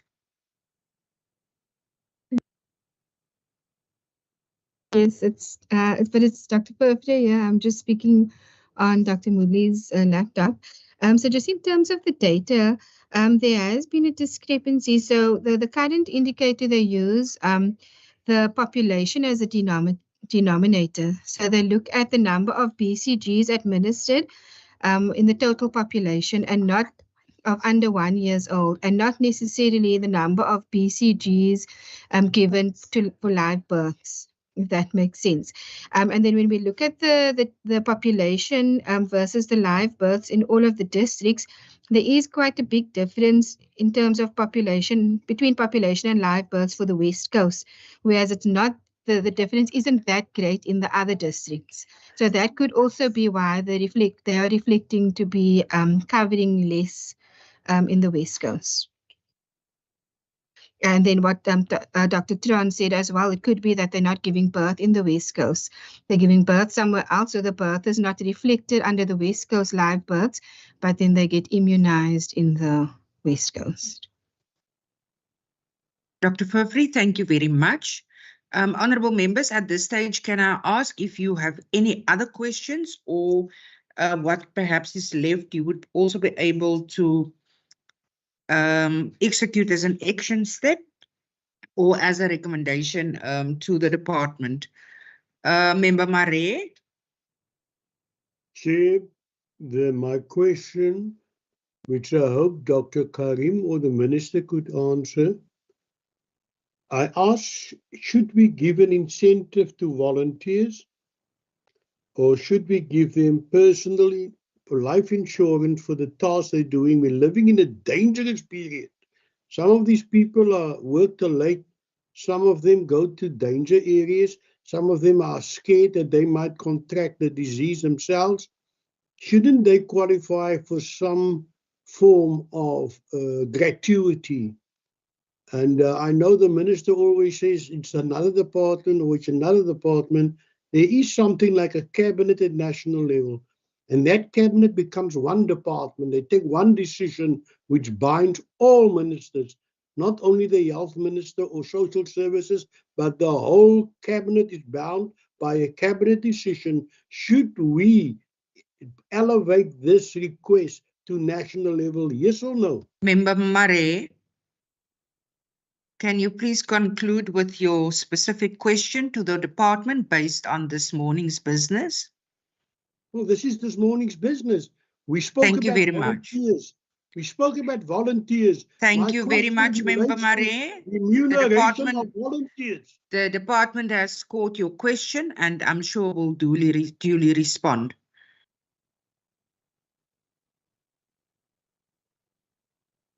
Dr. Karim, are you responding? Thank you, Chair. I was just waiting if Minister wanted to say anything, but because Minister started going there, Member Marie, the way we obviously work through is through the community health workers, and there's a specific training program that we have to put community health workers through, etc. So I think if there are volunteers through NPOs, I mean, Member Marie can easily send me any contacts or information that he might have, and we can make contact with those volunteers. Our preference is, though, that we work through the community health worker program, because they've specifically trained around screening, etc. So there's quite a process of being able to train someone how to screen for TB, and then once screened, we must make sure that we link people to the system and into care. We have offered in the past stipends to volunteers in other programs, and it's a difficult process. And I remember Maria would know, because he works in the communities at that level as well, because sometimes it's not sustainable, or the volunteers move, or the things happen and things change, and so we prefer to work through the community health worker program. But I mean, I'm happy, through the chair, happily will take, if there are any issues, Member Marie wishes us to follow up with specific volunteer organizations, then I'm happy to follow up on those as well. I don't know, Minister, if that's okay. Thank you very much, Dr. Karim. Minister, anything you want to add?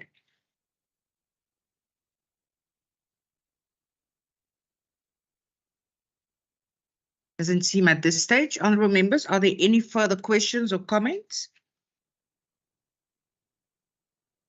I do not see any hands. Perhaps members will give some indication in terms of further recommendations. Dr. Tron, you wanted to add something? Thank you, Chair. My feedback regarding the BCG in West Coast, I checked with head office. The main reason is that they don't trust the population figures, as Vanessa indicated. The denominator usually is too high. So we know how many people our babies were born, but we work about an estimated population figure given, and we have to divide it through that. And then you get a lot of times a false low. Even if you know about all the children, you vaccinate all of them, you still have a false low indicator. We always see that in Toast River communities with our childhood immunizations. The population estimate said there's 600 children. We only know of 400. So it's always false low. So that's the feedback from head office. Thank you very much. Thank you so much for that effort in that regard as well, Dr. Tron. Colleagues, I do not see any further hands on my side. And then at this point, Minister Mbombo, are there any closing remarks from your side?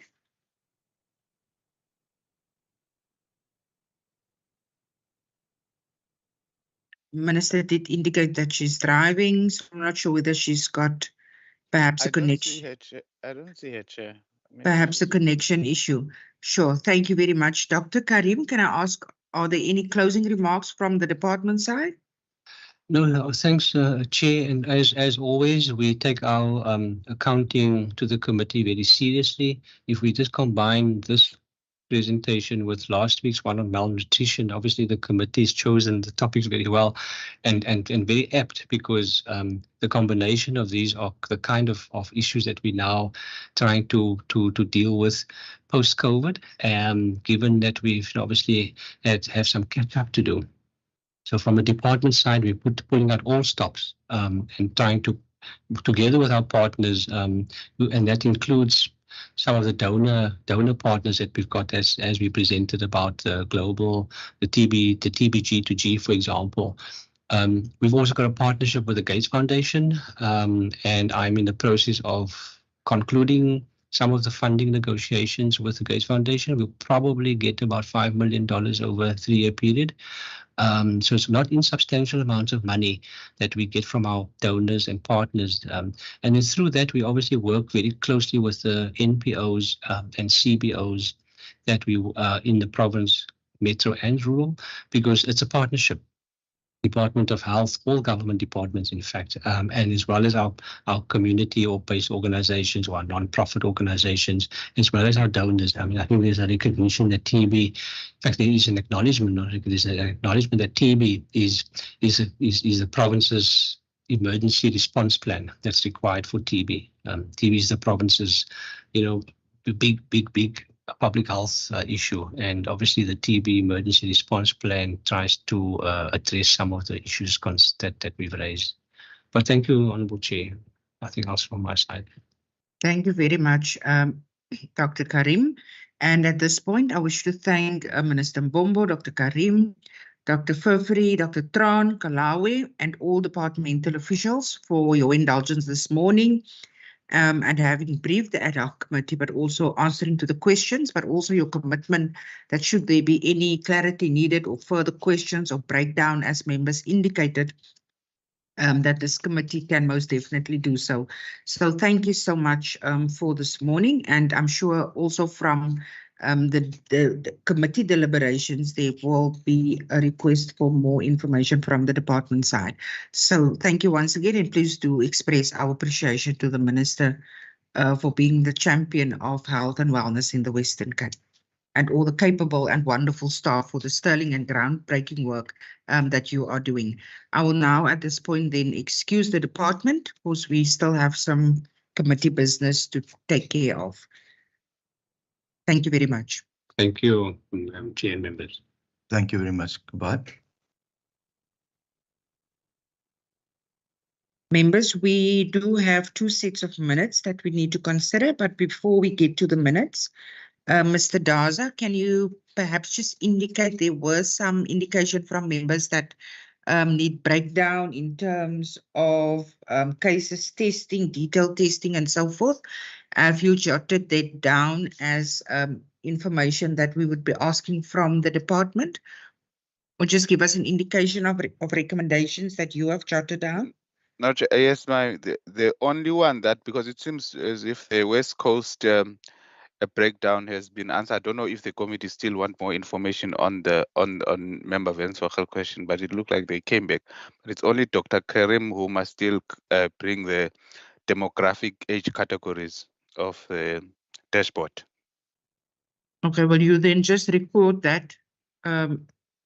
Daza? Yes, okay, sir. I'll do that, Chair. Thank you. So that it can reflect. Honorable members, any other recommendation or comment from your side? Member van der Westhuizen? Thank you, Chair. Chair, I would like us to focus on the role of community health workers.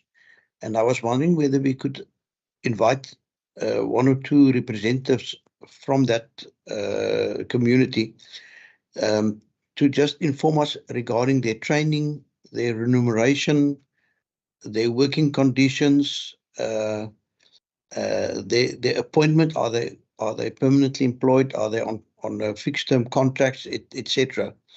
It is my impression that they do sterling work, and I think I would love to hear from themselves how they experience their role in the communities. That is my first proposed resolution. Can I continue to another one? You may, Member van Westhuizen.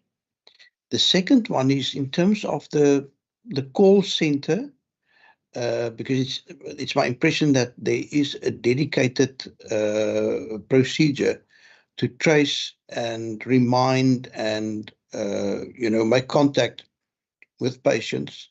Perhaps if we could just get some more information regarding either the call center or if I'm mistaken in that regard, then at least the SMS system. A typical example of when will these SMSs be sent? What would be the wording of those SMSs that would be sent? With these SMS systems, you normally are even able to trace, whether the SMS was delivered, whether the SMS was read by the recipient, etc. And I think it's important for us just to be able to ascertain for ourselves the effectiveness of these communication systems between the department and the patients. And then, Chair, the third one is the link between TB and malnutrition that was also highlighted today, and perhaps to what extent SASSA can assist in identifying, can I call it, high-risk communities. Those are my proposed resolutions. Thank you. Thank you, Member van der Westhuizen. Mr. Daza, you've got that recorded? Yes, Chair, I've got it. Thank you very much. Member Mare. Chair, just something I want to touch on. Maybe you won't be receptive of this, but when I was Minister for Social Services, I arranged with the National Minister that Western Cape pays out its own SASSA grants. And the money was paid directly into the bank account of the province. And we managed and we paid out SASSA grants efficiently, effectively. In terms of the ministers and me getting to a point where we agreed of devolving that function to us. Our people are complaining malnutrition and all these poverty people come to the SASSA grant system and there's no grants for them, or the system didn't work properly for them. I don't know whether this is this committee's job to interfere in that direction, but you can tie it exactly to people with no income. If we want devolution of authority, like the power bill suggests, we're going to look deeper than just policing. We're going to be proactive and see how can we help poor people to acquire enough funds so that they can have a proper diet. And that is underlying factors of TB is malnutrition, and poor living conditions. Whether this department is prepared to go that deep in, or whether they fear repercussions if we do, I don't know. But if this committee wants to serve a purpose, we mustn't just be a collector of statistics. And that's what we've become. We are keen listeners to the departments and we collect data and statistics. But as far as proactive proposals, I haven't seen any yet.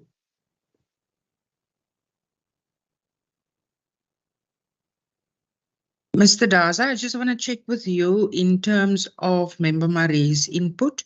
Were you able to word that properly for the committee to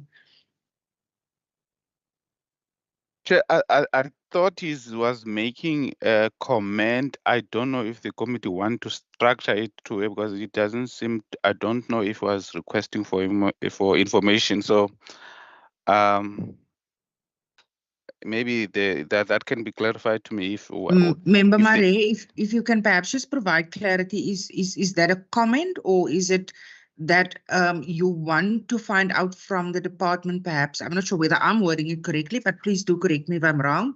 In terms of the collaborative approach curbing this this TB pandemic in the Western Cape.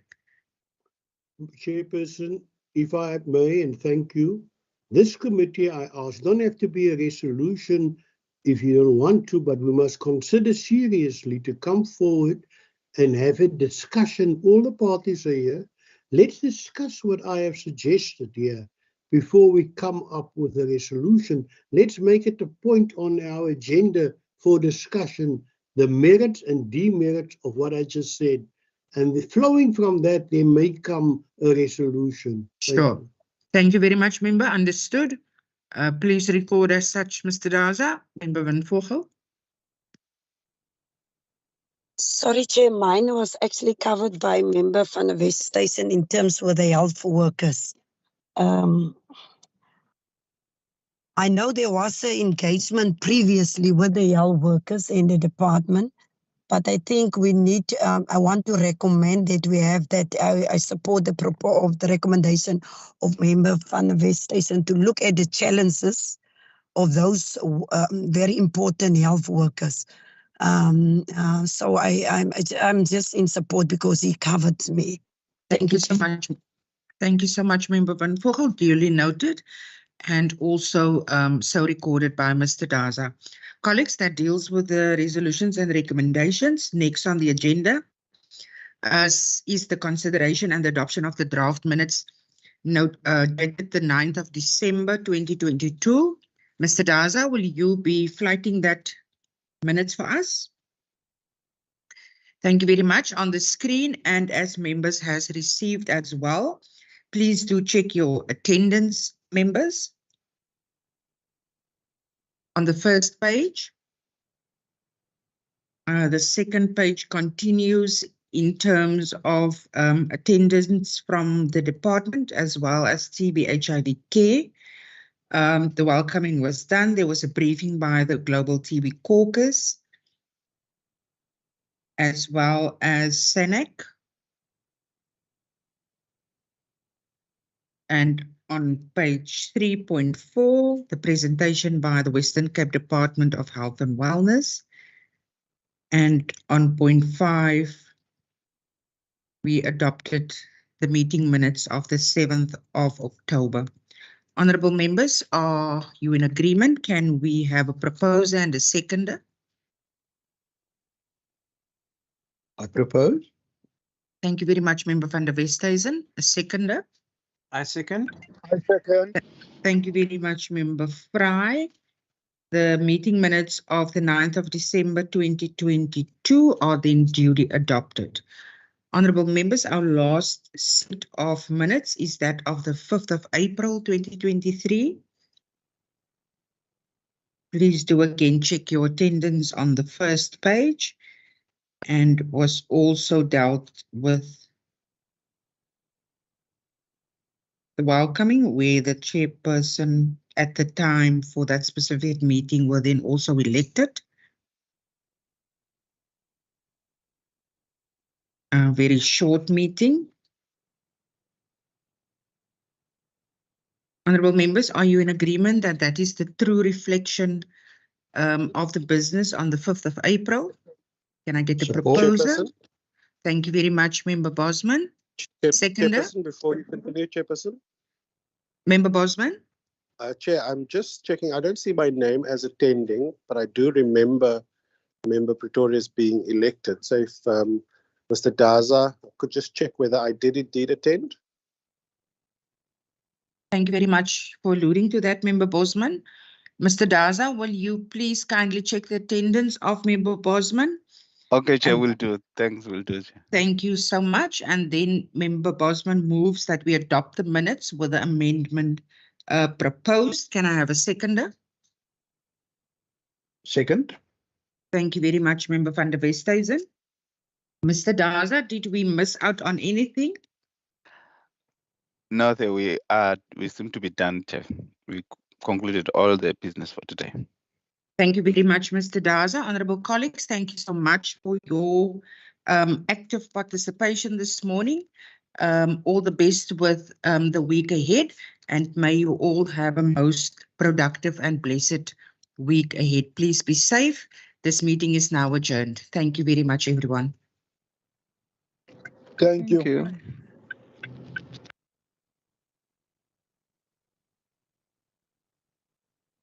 Thanks and well done.